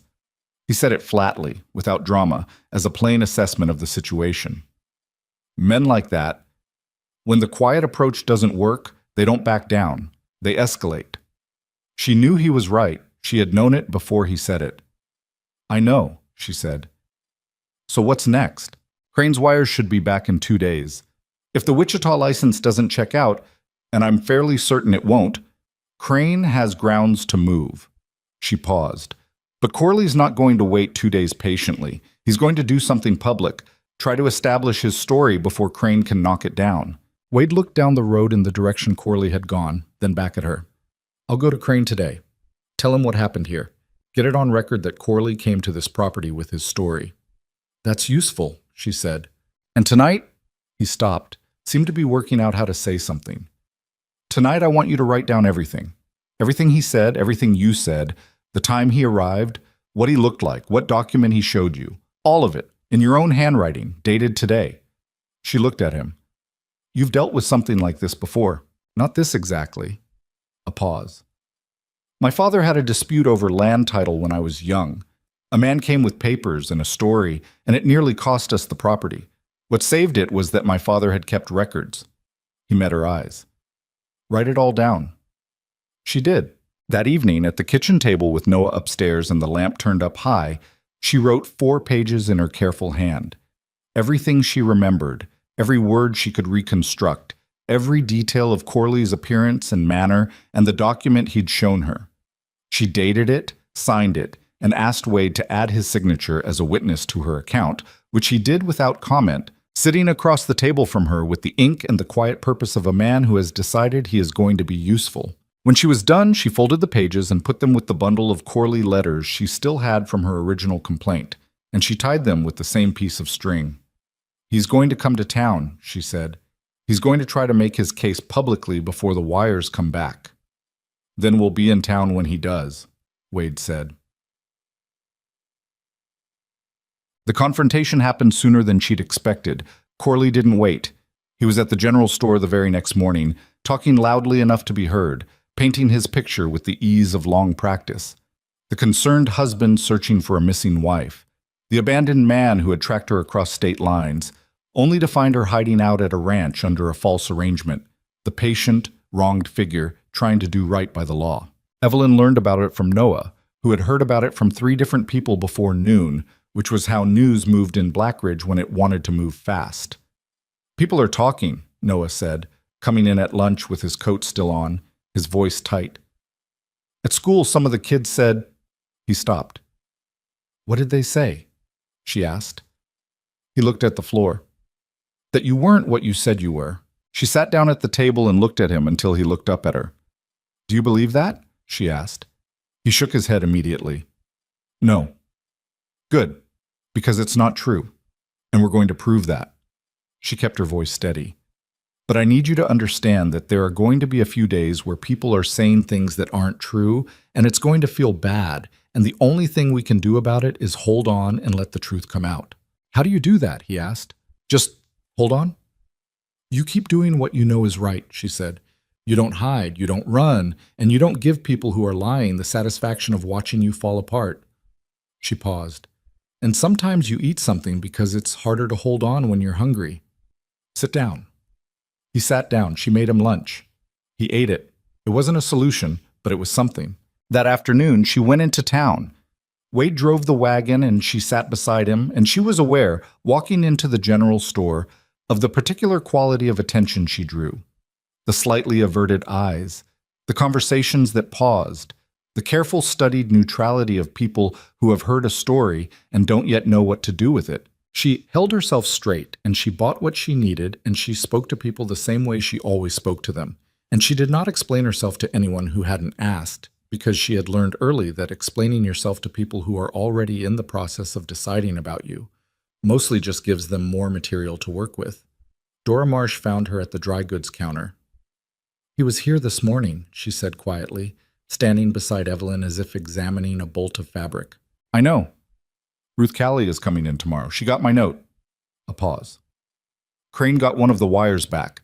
The Wichita licensing office says no record of any inquiry agent by the name of Daniel Corley. Evelyn kept her face neutral. What's Crane going to do? He's waiting for the second wire. Wants to be certain before he moves. She lowered her voice further. But there's a town meeting tomorrow evening. Hargrove organized it. She does them periodically. Town business. Corley's already made noise about wanting to speak. Evelyn understood the implication. A town meeting, a public forum, the perfect stage for a man with a rehearsed story and a fake document to establish his version of events before official channels could undercut him. Then we'll be there, she said. All 3 of us, Dora said. All 3 of us. She went back to the wagon where Wade was waiting and told him about the meeting. He listened. Then he said, You know what he's going to do in there? He's going to try to humiliate me publicly in front of the whole town, she said. Make his claim stick before Crane has grounds to disprove it officially. Yeah, his voice was flat. And you're going to go anyway. I'm going to go anyway. He looked at her for a moment. All right, he said, and picked up the reins. They were almost to the edge of town when he said, without looking at her, I'll be right beside you. She said nothing. She just nodded. It was enough. Toot. The meeting hall was fuller than Evelyn had seen any public gathering in her 5 weeks in Blackridge. Word had spread, as word does in small places, that something interesting was going to happen, and whatever the shortcomings of small-town life, no one ever accused a small town of low attendance at something interesting. She arrived with Wade on one side of her and was gratified to find Dora Marsh already there, and beside her a broad-faced, resolute-looking woman in her 40s who had the air of someone who has come a distance and is prepared to make it count. Ruth Callie, arriving on her own wagon from 8 miles east, unannounced to anyone except Dora and Evelyn. Crane was there too, standing near the back of the room with the particular posture of someone official who intends to say nothing until the right moment, which was as reassuring as anything else she'd seen that day. Corley stood at the front of the room. He was good at this. She had to give him that. He had the floor arranged so that he was positioned to address the room naturally, as if he belonged there, as if this were simply a man seeking justice in a straightforward matter. He had the forged marriage certificate in his hand. He had a story ready, smooth and sympathetic, the kind of story that lands well in a room full of people who want to believe in clear answers. Ladies and gentlemen, he began, I appreciate your time this evening. I know you're busy people, and I'll be brief. I've come a long way to find my wife. That's not your wife. The voice was Ruth Callie's. She said it from the middle of the room in the flat, unimpressed tone of a woman who has rehearsed nothing and is simply stating a fact. The room shifted.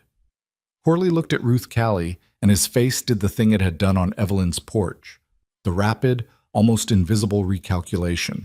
Ma'am, I understand. My name is Ruth Callie.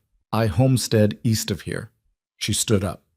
About 2 years ago, I received letters from a man calling himself James Whitmore. He promised to marry me. I sent him money. He never existed. She looked at Corley with the directness of someone with nothing left to lose on this particular subject. That's your face. I don't forget faces. The room was very still. I don't know what you're... My name is Dora Marsh, Dora said, standing up a few seats away. You called yourself James Whitmore with me too. 18 months ago, you took money and you disappeared, and when I went to the sheriff, you were already gone. She looked at Corley across the room. You changed your hair. You're going by a different name, but that is the same face and the same coat and the same way of holding that paper like it means something when everyone in this room should know by now that it doesn't. Evelyn stood up. The room turned toward her. She felt the weight of it, every eye, the particular silence that comes before something pivots. My name is Evelyn Cross, she said. I came to Blackridge 5 weeks ago expecting to meet a man named Grant Mercer, who doesn't exist. I lost $40, and I lost months of correspondence, and I lost a version of my future I'd spent a long time imagining. That man, she looked at Corley steadily, is the reason I was standing alone on that platform. She held his gaze. He came to my place of employment 2 days ago with a forged document claiming I was his wife. Sheriff Crane can tell you what his wires from Wichita say about his licensing credentials. I'll let him speak to that. Every head in the room turned to Crane. Crane stepped forward from the back of the room with the unhurried deliberateness of a man who has been waiting for exactly this moment. The Wichita licensing office has no record of a Daniel Corley holding any valid inquiry agent license, he said.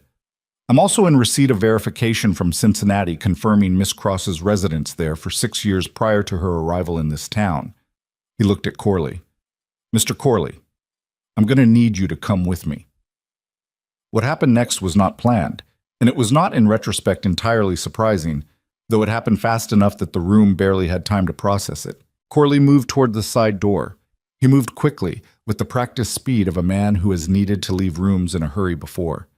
And he caught the edge of a lantern on the table as he went, sending it crashing, and in the scramble someone cried out and someone else stumbled, and in that moment of chaos he grabbed Evelyn's arm.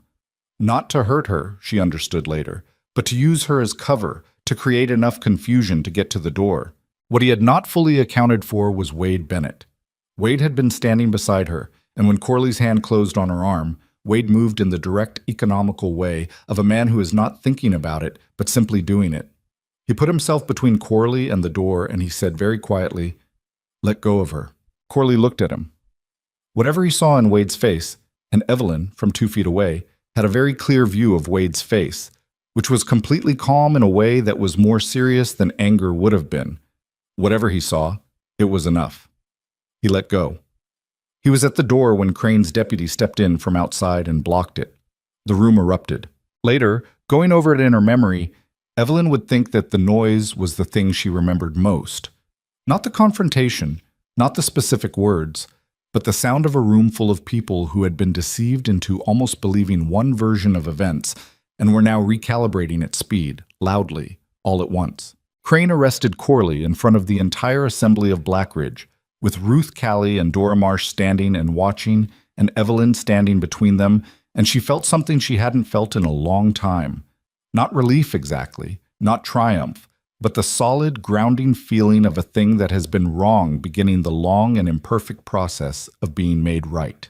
Outside afterward, in the cold night air, Ruth Callie shook Evelyn's hand with the business-like firmness of a woman who doesn't make a habit of emotional displays but means everything she does. "You started this," Ruth said. "Somebody had to." "We finished it together," Evelyn said. Dora Marsh said nothing. She just nodded, which was, from her, plenty. Wade stood a few feet away, giving them space. When Evelyn came to stand beside him, he looked at her sideways. "Your hands are shaking," he said. "I know," she said. "You did well." "We all did," she said, "including you." He made a sound that was not quite agreement and not quite dismissal. "I just stood next to you," he said. "Sometimes that's the whole thing," she said. They walked to the wagon in the cold night air, and neither of them said much else, because there was not much left to say that the evening hadn't already said. The work ahead, the legal process, the testimony, the long road to an actual verdict, was still coming. She knew that. There was no clean ending here tonight, just the end of one phase and the beginning of the next, which was harder and more uncertain and still necessary. But Corley was in custody. His story was broken in front of everyone who needed to hear it break. And 3 women who had each spent time being ashamed of something that wasn't their fault were standing in the cold outside a meeting hall in Blackridge, and not one of them was going home tonight feeling like prey. That was not nothing. It was, in fact, quite a lot. The days after the meeting hall had a particular quality that Evelyn had not anticipated. Not relief, not resolution, but a kind of suspended restlessness, like the air after a storm has passed through, but before the ground has fully absorbed the rain. Corley was in custody.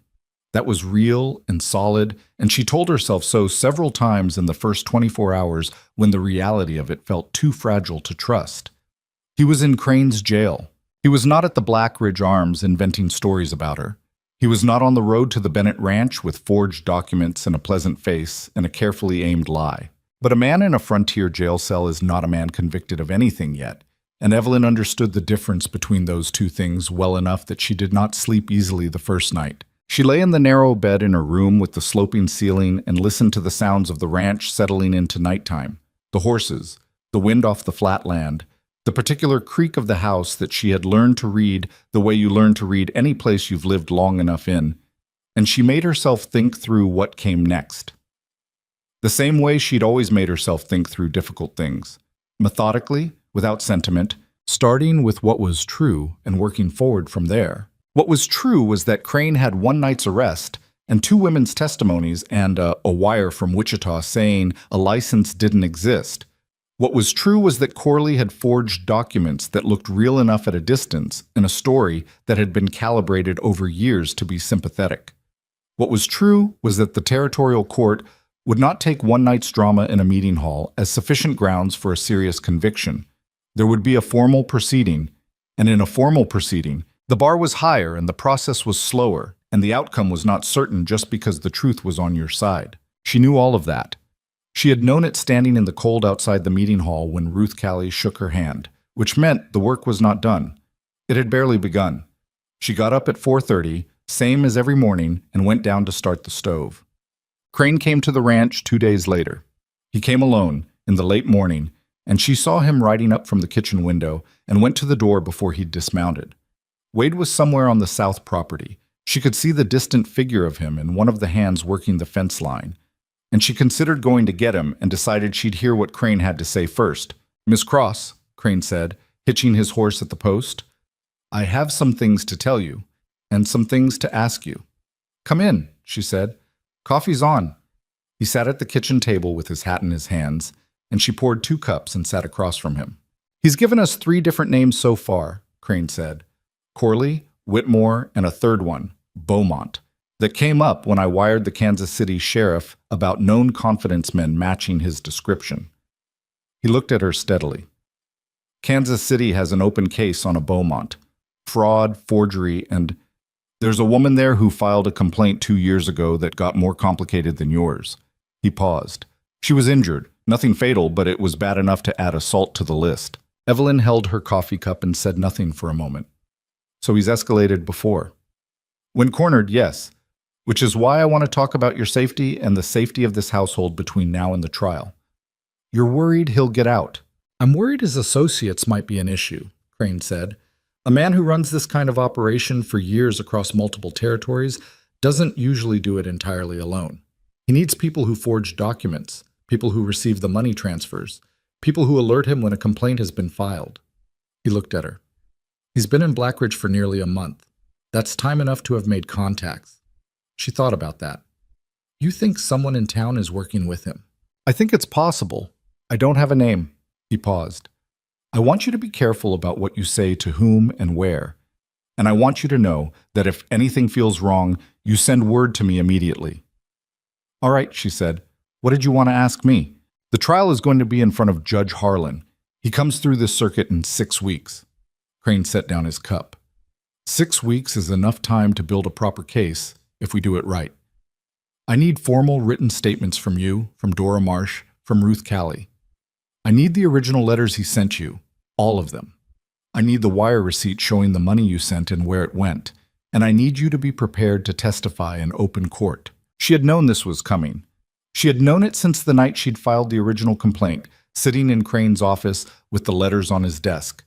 Knowing it was coming and hearing it stated plainly were, she found, 2 different experiences. "Open court," she said. "Yes. He'll have a defense attorney. I don't know who yet. And you'll be cross-examined. I want you prepared for that." He met her eyes. "He's going to try to make this about your character rather than his crimes. That's standard practice in these cases.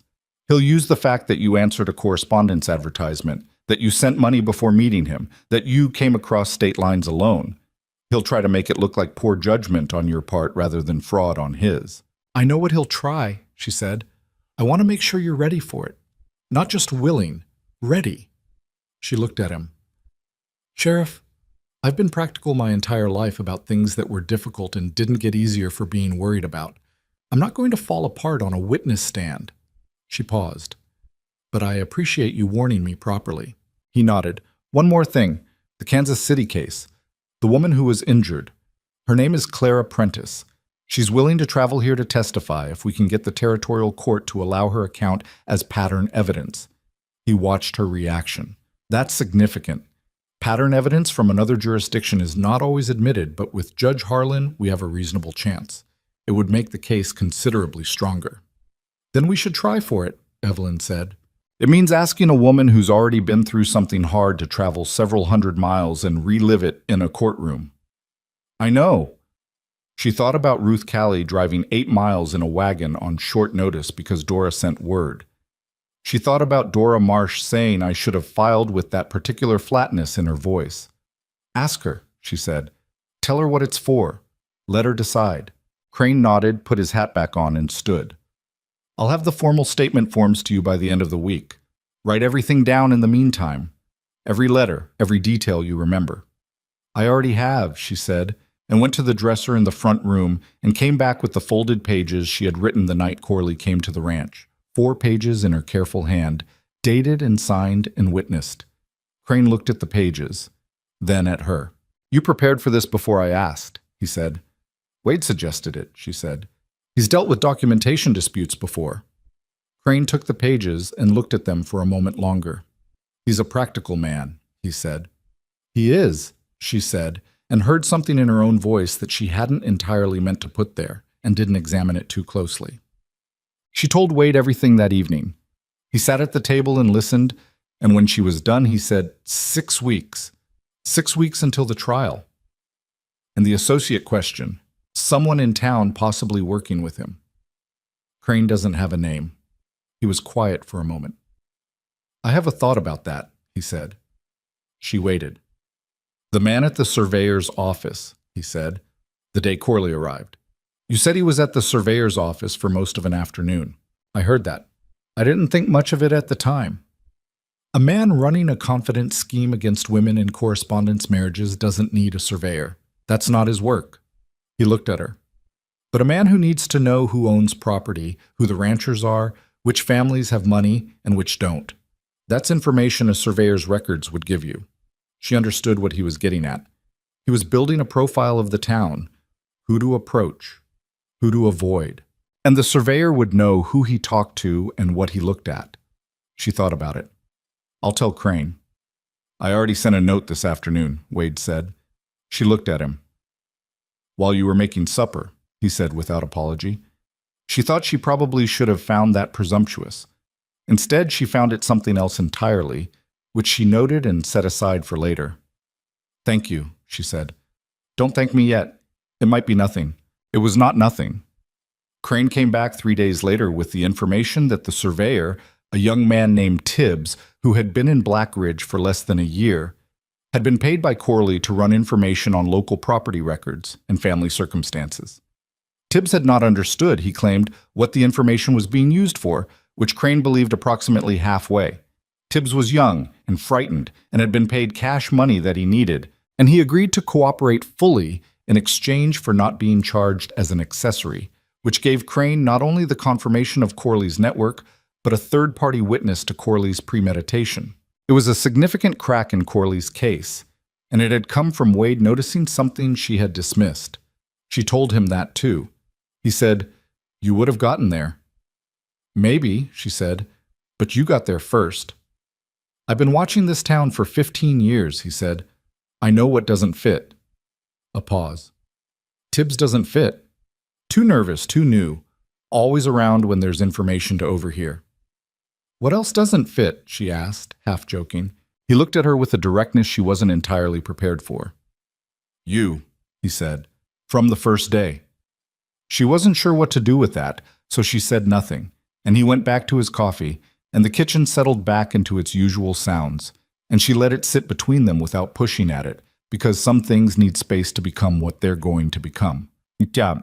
The weeks leading to trial were not easy, and they were not orderly, and she had been foolish to hope they might be either. Ruth Callie came into town twice more to work on her formal statement with Crane, and each time she stopped by the ranch, she and Evelyn sat at the kitchen table after and went through the things you go through when you are preparing to say the most humiliating facts of your life in front of a room full of people, which is to say, they argued about it and questioned whether it was worth it and reassured each other that it was, and then went back over the details one more time because the details were the armor, and the armor had to be solid. Noah was aware that something significant was happening in the way that children are aware of things they haven't been directly told.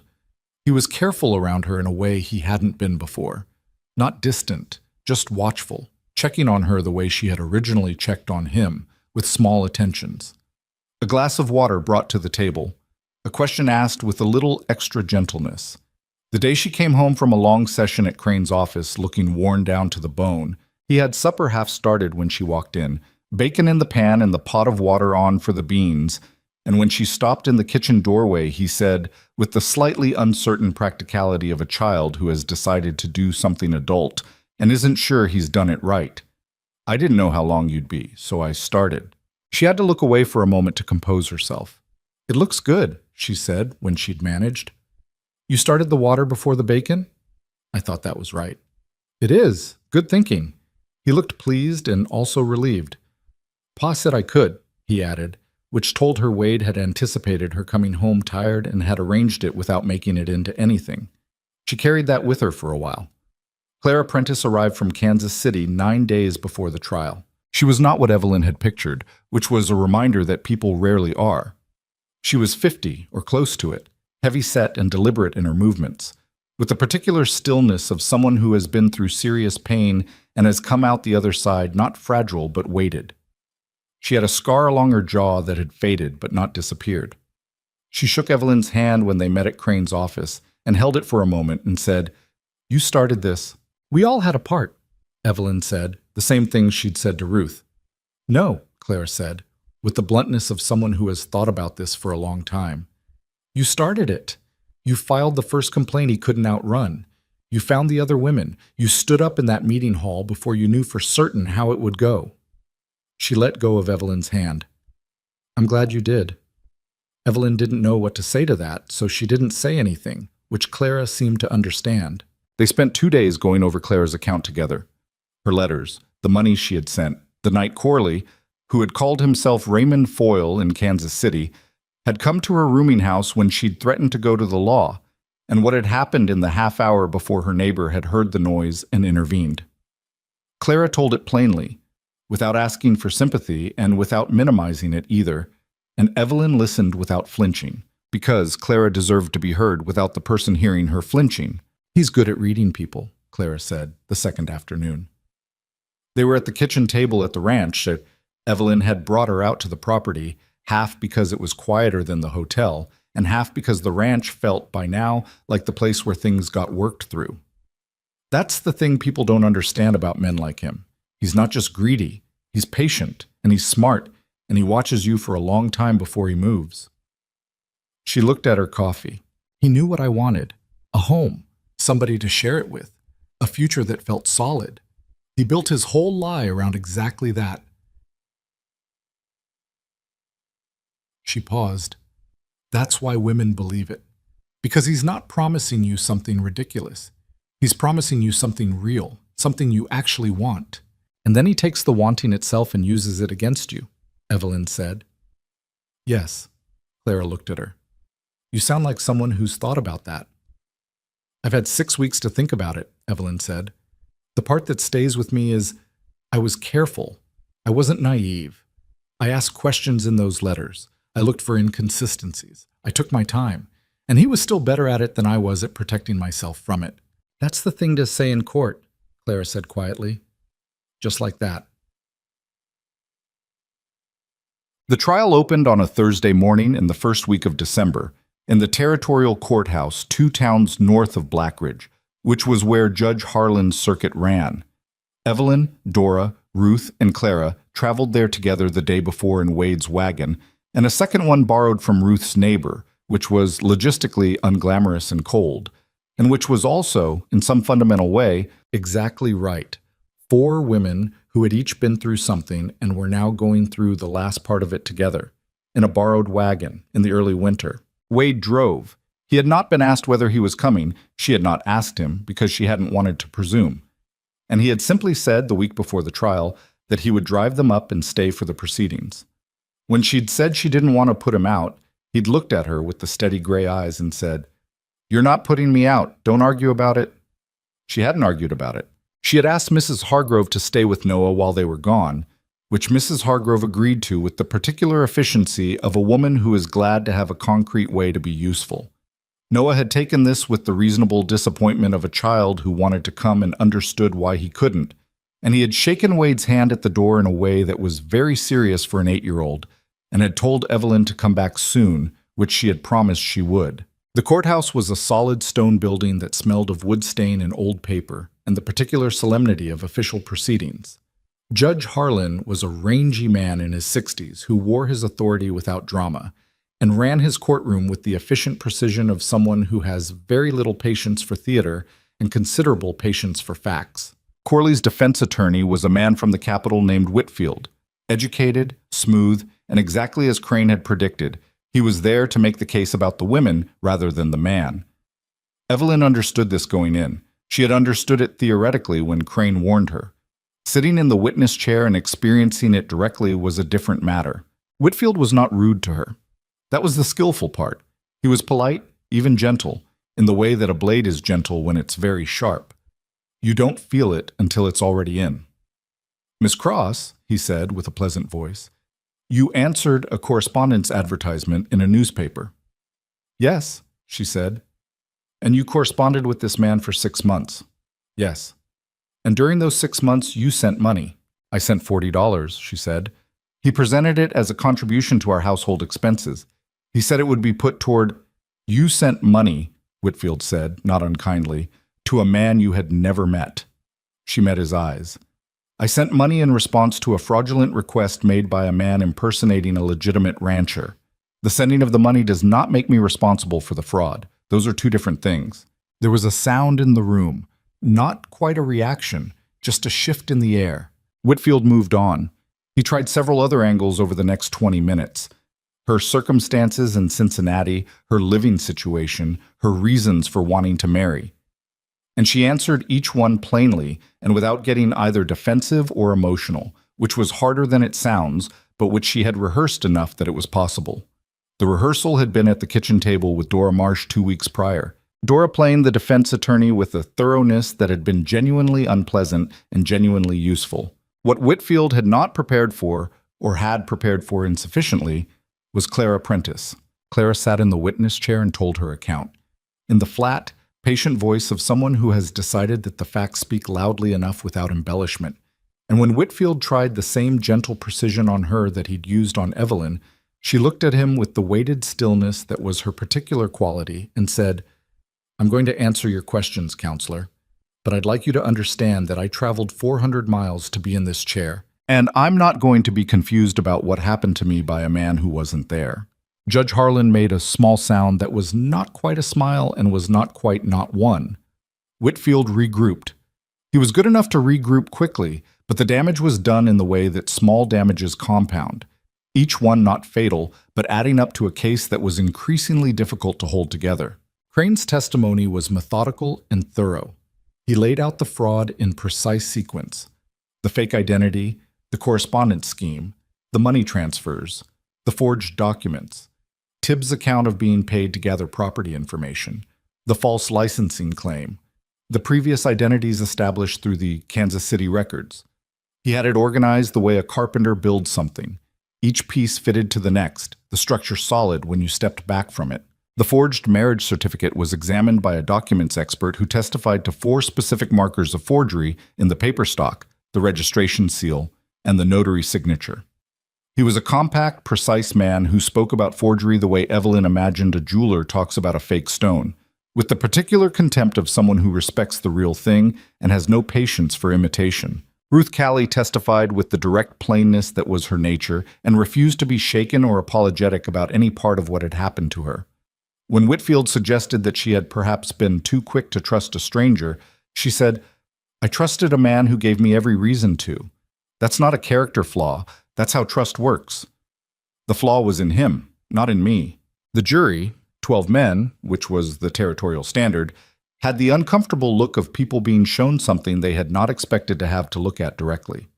They were frontier men, most of them, accustomed to a particular understanding of women's affairs that did not typically involve 4 women in a row telling the same story with the same face and the same facts. Evelyn could see them working through it. The shifting of assumption, the small recalibrations that happened when evidence is simply too consistent to dismiss. Corley himself testified. His attorney had no choice but to put him on the stand, because the alternative was letting the prosecution's case stand entirely uncontested, and a man in Corley's position cannot afford to look like he has nothing to say for himself. He was good on the stand. She had known he would be. A man who makes his living performing credibility does not fall apart simply because he's caught.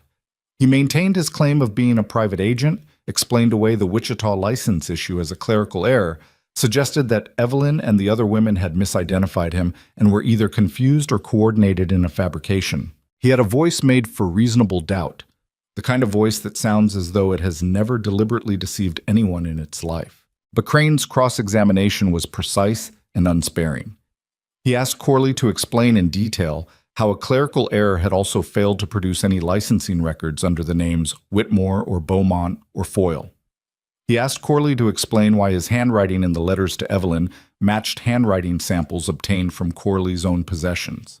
He asked Corley about Tibbs, about the specific property information Tibbs had gathered, about why a private inquiry agent engaged to find a missing wife would need to know which ranches in the territory were financially struggling. Each question had an answer. The answers did not hold together.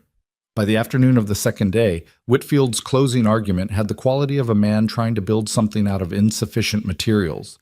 He was skilled enough to make it look like a structure, but you could see the gaps if you knew to look. The prosecution's closing was delivered by a young territorial attorney named Selby, who had the nervous energy of someone who knows this is the most significant case of his career so far and is trying not to show it. He was not as polished as Whitfield. He stumbled once, lost his place in his notes, recovered. But what he said was true, and it was clear, and it followed directly from the evidence, which was ultimately a stronger foundation than polish. He talked about the letters. He talked about $40 sent in trust and taken in fraud. He talked about Ruth Callie and Dora Marsh and Clara Prentice, each woman by name, each story told briefly and with precision. He talked about Tibbs, about the forged documents, about the false licensing claim, about the pattern of behavior established across multiple years and multiple territories. He talked about what it costs a woman to stand in a courtroom and say what happened to her, and he said it should never have to cost that much. And the system existed to reduce that cost by making the man who caused it accountable. Then he sat down. The jury deliberated for 4 hours. Evelyn sat with Dora and Ruth and Clara in the corridor outside the courtroom, and they did not talk much because there was not much left to say, and the waiting had the quality of a thing that has to be lived through rather than managed. Wade sat across from her against the far wall. At some point during the second hour, he got up and brought her a cup of coffee from the small stove in the clerk's office down the hall and set it on the bench beside her without comment and went back to his seat. She drank it. It was too strong, which was his standard for coffee. She drank it anyway. Clara Prentice, an hour into the wait, said quietly to no one in particular, "Whatever happens in there, I want you all to know that I'm glad I came." Nobody said anything for a moment. "So am I," Dora said. Ruth nodded. Evelyn looked at the courthouse floor and thought about a train platform in September and a woman standing alone in the dust with a trunk at her feet and nothing working out the way it was supposed to.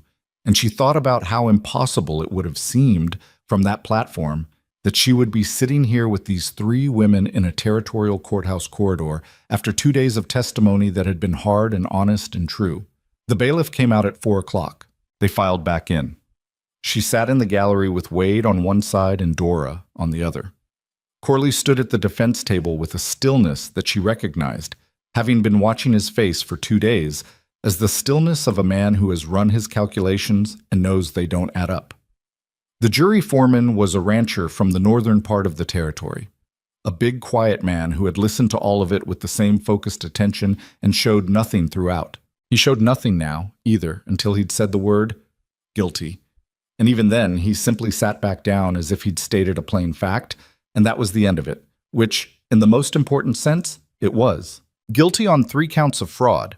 Guilty on 2 counts of forgery. Guilty on 1 count of false impersonation of a licensed officer of the law. The Kansas City assault charge was a separate jurisdiction and would be handled separately, Crane had explained, which meant it was not over in the fullest sense. But what was decided in this room today was real, and it was sufficient, and it was not going to be undone. Judge Harlan sentenced Corley to 7 years of hard labor at the territorial prison. 7 years. She turned the number over quietly while the room reorganized itself around the verdict, while Whitfield spoke briefly and stiffly to his client, while the bailiff moved Corley toward the side door. At the door, Corley turned. She did not know if he was looking for her specifically or if he was simply looking at the room in the way of a man trying to hold on to something before it closes. But his eyes found her, the way eyes find the thing they're most aware of in a room. She looked back at him. She didn't look away, and she didn't look triumphant, and she didn't perform anything.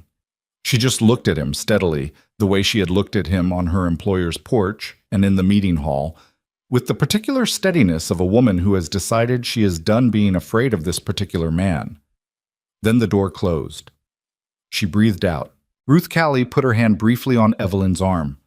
Dora was very still beside her with the flat expression that she wore when she felt things she didn't want to perform. Clara Prentice made a sound.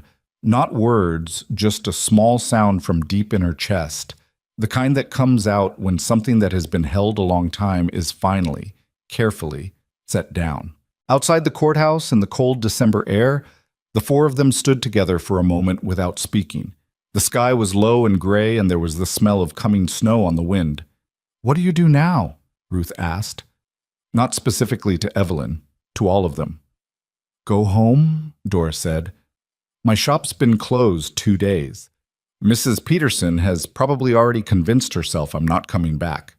Ruth gave a short sound that was as close to a laugh as Ruth generally got. Clara looked out at the gray sky. "I go back to Kansas City," she said. "I've been thinking about opening a boarding house. For women." She paused. "Specifically for women who've been in our situation, who need somewhere to land." Nobody said anything for a moment. "That's a good thing to do," Evelyn said.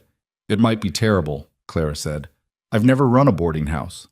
"You'll figure it out," Evelyn said. Clara looked at her. "You figured things out," she said. "So probably." Wade brought the wagon around from where he'd tied the horses, and they loaded up for the long ride back to Blackridge in the cold. It was not a comfortable journey. The road was rough and the wind had picked up, and nobody was as warm as they would have liked. But they were going back, which was a different thing from arriving. Arriving, you don't know what you're heading toward. Going back, you know what's there. She knew what was there. The ranch, the small room with the sloping ceiling, the kitchen she had cleaned and reorganized and made her own in the particular way of a person who has spent enough time somewhere that it starts to carry their imprint. Noah, who had taken to leaving small things on the kitchen windowsill, a smooth stone he'd found, a feather, once a carefully folded piece of paper with a drawing of the dog on it. Without explanation, the way children leave evidence of affection when they don't have the words for it yet. The work that still needed doing, always. The work that was never finished on a working ranch in the hard months. And Wade, sitting beside her on the wagon seat with his hands on the reins, not talking, which was his default, but present in the solid particular way that had become, over 10 weeks, one of the things she counted on. They were an hour out from Blackridge when he said, without preamble, 7 years is a long time. "Yes," she said, "long enough that he won't be the same man when he comes out. If he comes out." "Probably not," she said.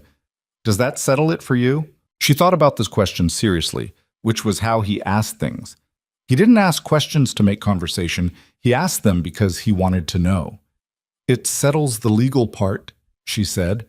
"The rest of it settles at a different pace." She paused. "I don't think I'll be afraid of him anymore. That's already gone, mostly. The rest, the anger, the part where I think about what he took and what it cost, that'll be slower." "Yeah," he said. "That sounds about right." The wagon rolled on. The first few flakes of snow came down. Not heavy, just the beginning of it, the way snow starts out here in the high country, tentative and then not. "Thank you," she said, "for all of it. Coming with me. The documentation. The note to Crane about the surveyor. All of it." He was quiet for a moment, in the way he was quiet when he was deciding how to say something. "You didn't need me for any of that," he said. "You'd have gotten there on your own." "Maybe," she said, "but it was better that I didn't have to." He looked at the road ahead and said nothing else, and she sat beside him in the cold and watched the snow begin to come down in earnest on the land she had only known for 10 weeks, and which felt, despite all of it, more like somewhere she belonged than anywhere had in a long time. The lights of Blackridge came up through the snow a little after dark, and she felt her shoulders drop the last of the tension she'd been carrying since the courthouse, and she thought, "You are here. The work is done. Now figure out what you want next." For the first time since stepping off the train in September, that question felt like something she could actually answer. The snow that had started on the road back from the courthouse did not stop that night. By morning, it had laid itself down over the Bennett Ranch in the quiet, thorough way that early December snow settles over open country. Not a storm, just a steady, patient accumulation that covered the yard and the fence lines and the roof of the barn and made the whole place look briefly like something in a picture, before the practical business of a working morning began to disturb it. Hoofprints from the barn, boot tracks from the back door to the root cellar, the dog's wandering path along the porch rail. Evelyn stood at the kitchen window with her coffee and looked at all of it and felt for the first time in what seemed like a very long time, something that was not quite peace. Peace was too simple a word for it, too finished, but something close to it. A settling.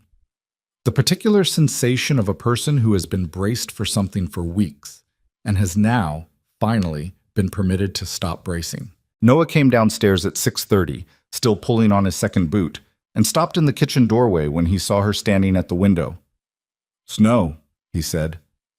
"Considerable snow," she agreed. He came and stood beside her and looked out at the yard.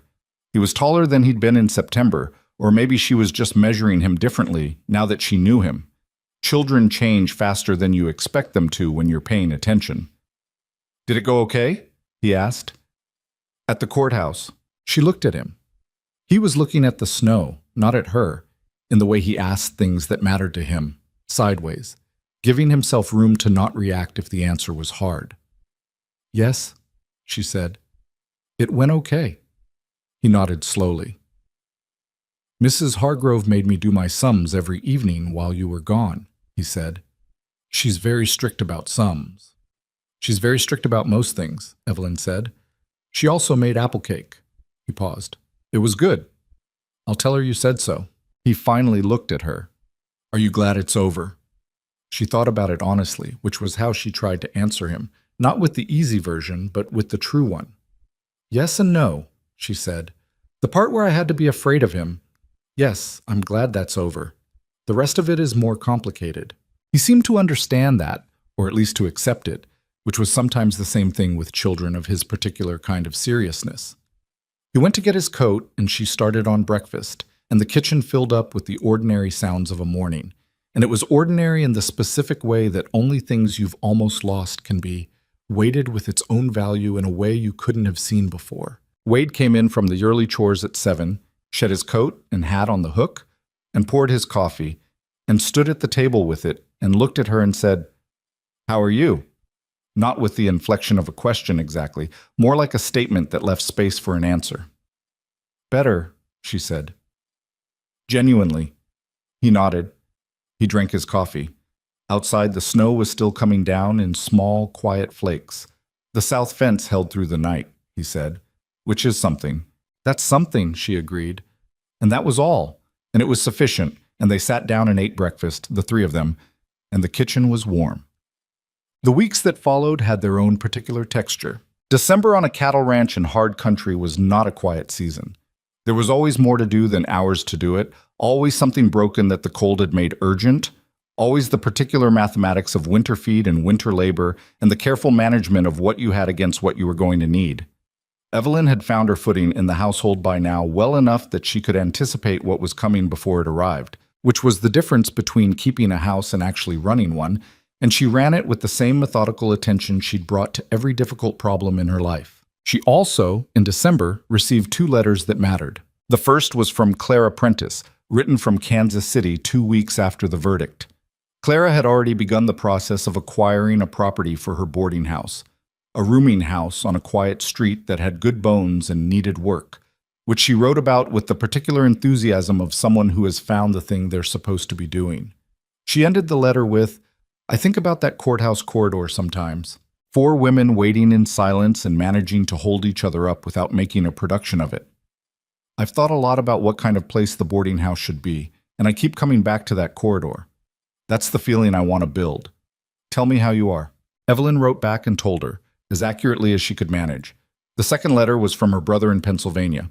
She had written to him after the trial, a long letter, honest in a way that their correspondence had never quite been, telling him everything from the train platform to the courthouse verdict. She had not written it expecting a particular response. She had written it because she was tired of holding the whole story by herself, and because he was her brother, and he deserved to know. His reply was 2 pages, written in his uneven hand that had always slanted too far left. And it was not perfect. He said some things that were clumsy, tried to offer retroactive advice about what she should have done differently in September that she could hear he regretted, even as he was writing it. But underneath the clumsiness was something real. "I wish I'd known sooner. I wish you'd told me. You don't have to carry things alone, Evelyn. You never did. I'm glad you're all right. Write more often." She read it twice and then folded it and put it with her other letters, the ones she kept. And she thought about the difference between the family you're born into and the family you figure out how to actually talk to, and how those 2 things don't always match but can be worked toward, slowly, if both people are willing. She wrote back. She told him she would write more often. She meant it. It was in the second week of January that Wade said the thing he'd been working toward saying for some time. She knew he'd been working toward it because she knew him well enough by then to read the particular quality of his silences. The ones that were just absence of speech, and the ones that were absence of speech with something behind them, pressing. He'd had the second kind for about 3 weeks, which she had noted and not pushed on, because pushing on things with Wade was not how things got said. You left space and waited, and eventually he found his way to it. They were in the barn. This was where he tended to say things that were difficult for him. Not the kitchen table, not the front room, but the barn, where there was always something to do with your hands, and the doing of it gave you somewhere to look that wasn't the face of the person you were talking to. He was working on a piece of bridle leather that needed a new buckle. She had come out with his coffee. It was cold, and he'd been out for 2 hours. And she was sitting on the hay bale that she'd sat on before during various other barn conversations. And she was watching him work and not saying anything, because she had learned this particular geography of his. He didn't say anything for a while. She waited. "Evelyn," he said. "Yes?" He was quiet for another moment, his hands still on the leather. Then he set it down, which was significant. He set it all the way down and turned to look at her, which was the most direct version of himself that he managed. And it was enough to make her go very still in the way that you go still when something important is about to happen and you don't want to disturb the air around it. "I've been thinking," he said, "about what happens in the spring." She waited. "Your arrangement here," he said. "It was temporary." "Yes," she said. "I haven't paid you what I should have," he said. "I know that.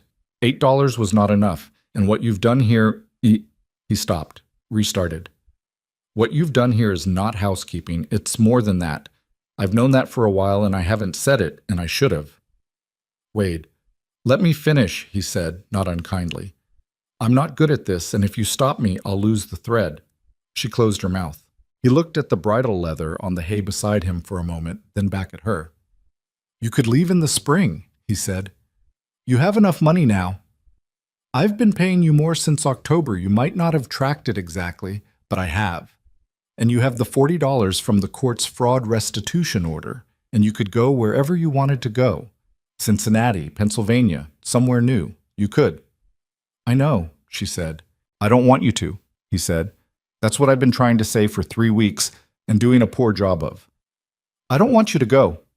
He looked at her steadily. "I'm not asking you to stay as a housekeeper. I'm asking you to stay as— I don't know how to say this part without it coming out either too large or too small." "Then say it however it comes out," she said. He was quiet for a moment. When he spoke, his voice was not dramatic about it. It was just his voice, level and plain, which was somehow more than drama would have been. "I'd like you to stay and build something here," he said, "with me, with Noah, as a family. I know that's not what you came here for. I know it's not anything you were promised or that you signed up for. And I know I'm not easy and this ranch is not easy, and I don't have a smooth way of asking." He paused. "But I'm asking." She looked at him for a long moment.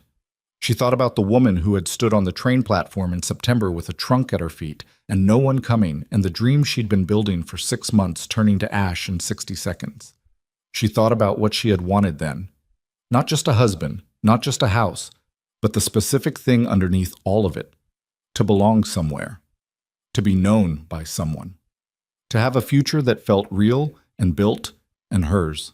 She thought about a boy who left small stones on the kitchen windowsill and took breakfast instructions seriously and had said, "At age 8, I pay attention because nobody else does," and how that had changed slowly and imperfectly over 4 months. She thought about a man who brought her work gloves that had belonged to his dead wife because her hands were cut and he could not think of any other way to be useful, who signed his name to her documentation without being asked, who stood between her and a dangerous man in a crowded room and said, in the quietest possible voice, "Let go of her," who drove her across the territory and back in the cold and brought her coffee and did not make any of it into something larger than it was, because he was not a man who made things larger than they were. She thought about what love actually looks like when it is not a set of letters crafted to tell you exactly what you want to hear, when it is instead a man repairing bridle leather in a cold barn who cannot quite find the words but is trying.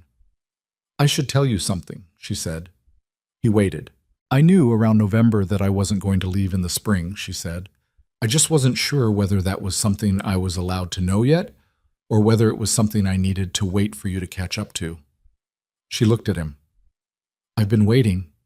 He stared at her for a moment.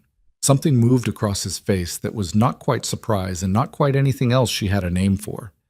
Some combination of relief and embarrassment, and something softer underneath both. You could have said something, he said. You needed to get there yourself, she said. That was obvious. He made a sound that was the closest thing to a laugh she'd heard from him. Not a full laugh, just the edge of one, which was, for Wade Bennett, considerable. So, he said. So, she said. Is that a yes? That is a yes, she said. A plain one, without conditions, because I've had enough of conditional things to last me the rest of my life. She paused. Though I'm keeping my room until we're properly married because Mrs. Hargrove will talk and she has enough to say already. He looked at her for a moment longer. You're a practical woman, he said. You've known that since October, she said. He picked up the bridle leather. She drank her coffee.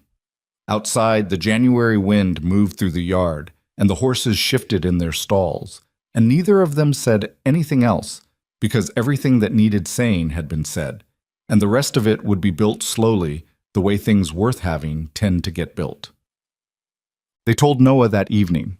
This was, in its own way, the conversation that mattered most, and she thought they both knew it. Wade had the look of a man walking into something he's more nervous about than he expected to be, which she found unexpectedly endearing. Noah was at the kitchen table working on his sums. Mrs. Hargrove had left a lasting impact on the sums situation, and he looked up when they both came and sat down, which was unusual enough that he immediately put down his pencil. Wade cleared his throat. We want to talk to you about something. Noah looked at his father, then at Evelyn, then back at his father. He had the expression of a child reading the room accurately and not yet sure how to feel about what he's reading. About what? He asked. About Evelyn staying, Wade said. Permanently. Not as a housekeeper, as... He looked briefly at a loss. As part of the family, Evelyn said. Noah was very still for a moment. She watched his face go through several things quickly, a kind of rapid internal processing that children do when something is happening that they've wanted but didn't let themselves want out loud in case it didn't come. What does that mean exactly? He asked. He asked it carefully, which told her everything about how much he needed this to be real rather than approximate. It means your father and I are going to get married, she said, with the same plainness she tried to bring to all of it. And I will be here, fully here, not temporarily. And I won't be replacing your mother because your mother was your mother and that doesn't change. But I'll be the person who makes sure you don't wear shirts with tears in the shoulder. The person who is here when you wake up in the night and can't go back to sleep. She paused. If that's all right with you. He looked at her for a long time. She let him look because he deserved the time. You already do all of that, he said. I know. Now it'll be official. He was quiet for another moment. Then, with the particular abruptness of a child who has decided something. Can I still call you Miss Evelyn? You can call me whatever you like, she said. Some kids at school call their stepmothers ma'am, he said. I don't want to do that. Then don't, she said. He nodded. Something shifted in his face, the careful held quality relaxing, like a door that's been held shut finally allowed to ease open. He looked at his father. Did you ask her properly? He said, with the severity of an 8-year-old who has opinions about how things should be done. Wade looked at him. I asked. Did you, Noah seemed to be searching for the right criterion. Were you specific?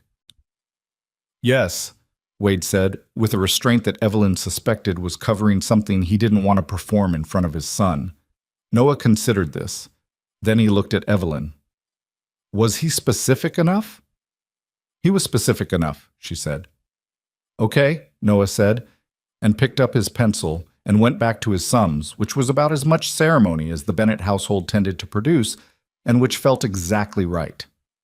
They were married in March, on a Saturday, in a small gathering at the ranch that included Sheriff Crane and his wife, Mrs. Hargrove, Dora Marsh, Ruth Callie, who had driven in from the homestead, and a handful of the ranching families in the area who had, over the winter, shifted from cautious distance to something warmer.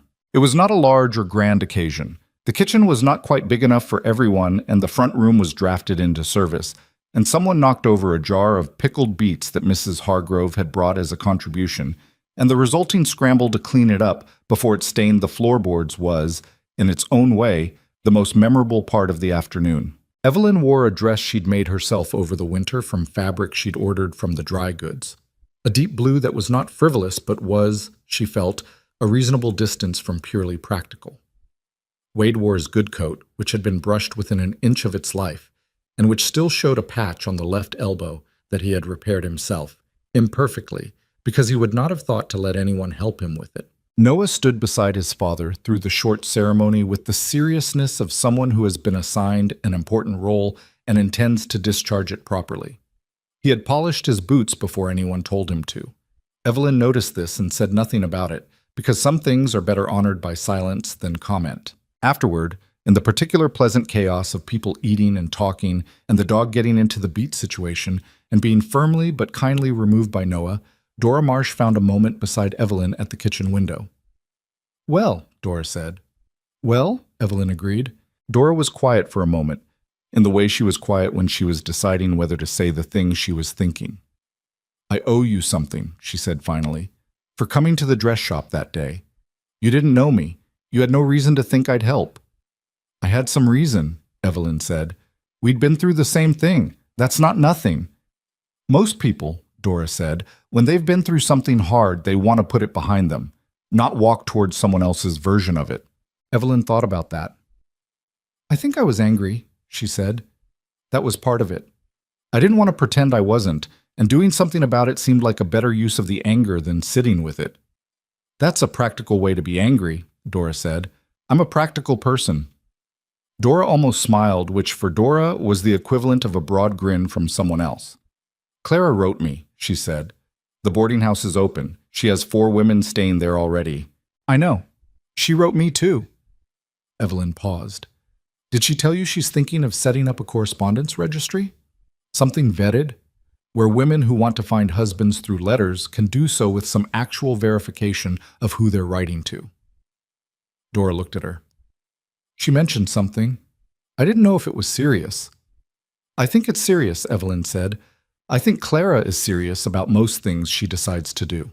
Dora was quiet for a moment. "She asked if I'd be involved. Help with the vetting somehow, given—" She paused. "Given that I know what the fraud looks like from the inside." "What did you say?" "I said I'd think about it." She looked at Evelyn. "What do you think?" Evelyn looked around the kitchen, at the clean window she had scrubbed in her first week, at the shelf she'd reorganized, at Noah passing through with a plate of food and the dog trailing hopefully at his heels, at Wade across the room talking to Crane with the rare ease of a man who has allowed himself to be in a good place for an afternoon. "I think," she said, "that what happened to us was someone taking the thing we wanted most and using it against us. And I think the answer to that is not to stop wanting things or to stop trusting people, but to build something that makes it harder for that kind of harm to happen." She looked at Dora. "So yes, I think you should do it." Dora looked at her for a moment. "You're going to be all right," she said. It was not a question. "Yes," Evelyn said. "I believe I am." Spring came to the Bayonet Ranch the way it always came to that part of the country. Not gracefully, not all at once, but in fits and starts. Warm days followed by sharp cold nights, the ground thawing and then hardening again. The first green appearing at the edges of things, and then retreating, and then coming back more permanently. It was not a tidy season. It was not supposed to be. The kitchen garden, which had been given over to weeds when Evelyn arrived, was properly turned and planted by the end of April. She did most of it herself with the leather gloves that had been Margaret's. She wore them now without the complicated feeling she'd had the first time Wade put them on the table, because she had come, over the months, to a relationship with Margaret's presence in this house that was not denial and not pretending, and not something she could have described simply, but which felt honest. Margaret had loved this place and the people in it. Evelyn loved them too. Those two things could occupy the same space without one of them canceling out the other. Noah knew this. He was 9 now. His birthday had been in February, and they'd made a considerable production of it, because Evelyn had established early that birthdays in this house were going to be treated as the events they were, which Wade had accepted with the resigned grace of a man who knows when he's been organized. Noah had both a mother he remembered and a woman he'd come to trust, and he held both of those things in the way that children hold complicated emotional truths.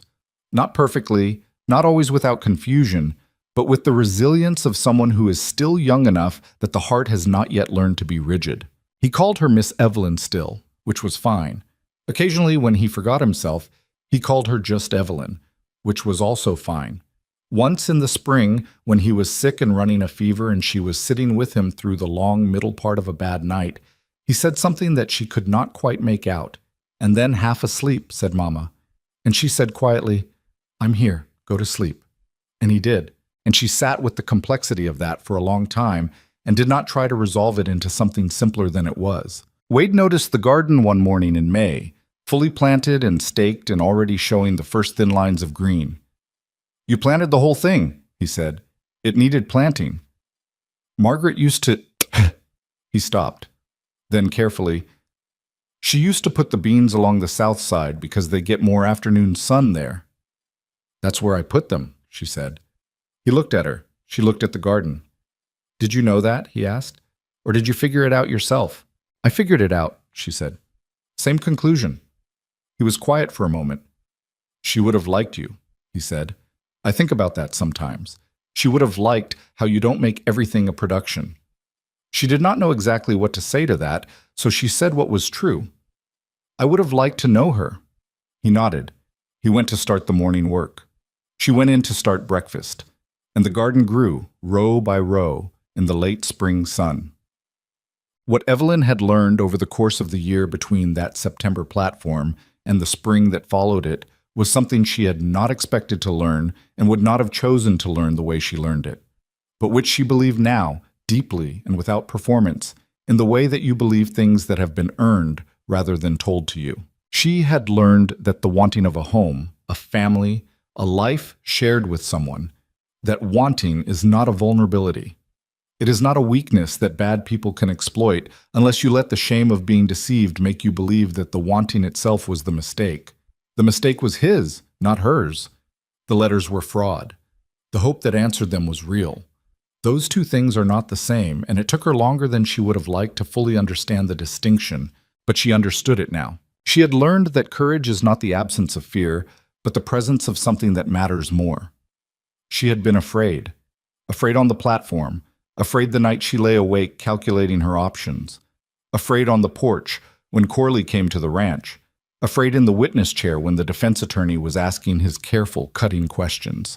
She had been afraid, and she had done the things anyway, not because she was exceptional, but because the alternative was worse, and she was stubborn about alternatives being worse. She had learned that the people who hold you up in the worst moments are not always who you expected them to be.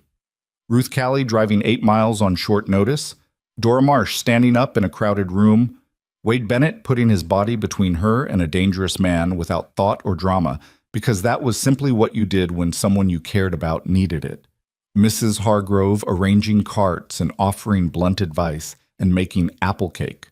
Noah, 8 years old, starting supper because he knew she would be tired. She had learned that families are built, not assigned. That the people who become your people are often the people you found in the rubble of something else going wrong. And she had learned this last part slowly, over months, and she was still learning it, that trust is not a door you open once and step through forever.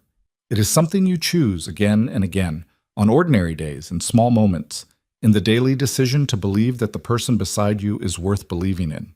It is not a feeling, it is a practice. And like all practices, it is imperfect and ongoing and sometimes harder on certain days than others. Wade was not easier than he had been in September. He was still contained and sometimes difficult and had a particular stubbornness about certain things. The roof repair, which he eventually let her call the carpenter for in November, and then stood in the yard watching the man work with the expression of someone who intends to learn everything being done so he can do it himself next time, that she found both infuriating and, she had to admit, somewhat characteristic of herself. They argued, not often, but genuinely, The way people argue when they have actual opinions about things and respect each other enough to say them plainly rather than just absorbing each other's preferences. She was not always right, neither was he.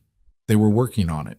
Noah turned 10 in February of the second year and announced at breakfast that he wanted to learn to ride properly, which Wade took on with a seriousness and patience that Evelyn watched from the kitchen window on Saturday mornings, with a feeling she did not try to name but which was warm and specific and had something to do with watching a man be a good father, and knowing she had been, in some small practical way, part of what made that possible again. She wrote to her brother in Pennsylvania every 2 weeks now.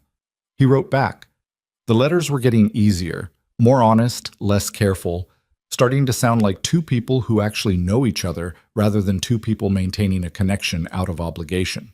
He was talking about bringing his family west for a visit. She was surprised to find she wanted that. Clara Prentice's correspondence registry opened properly in the summer, with Dora Marsh involved in the verification process as she'd said she might be. Evelyn did not work with it directly, but she wrote letters of recommendation for the project to 3 people she knew who had influence in the right places, because it was a good thing, and good things need support even when you're not the one doing them. The ranch did well that second year, not spectacularly. There was a difficult stretch in late summer when the water situation was worse than expected, and they lost 2 head, which was a setback felt in real terms, but well enough that Wade hired a second hand in the fall, and fixed the barn roof properly and paid off a debt he'd carried since before Margaret died.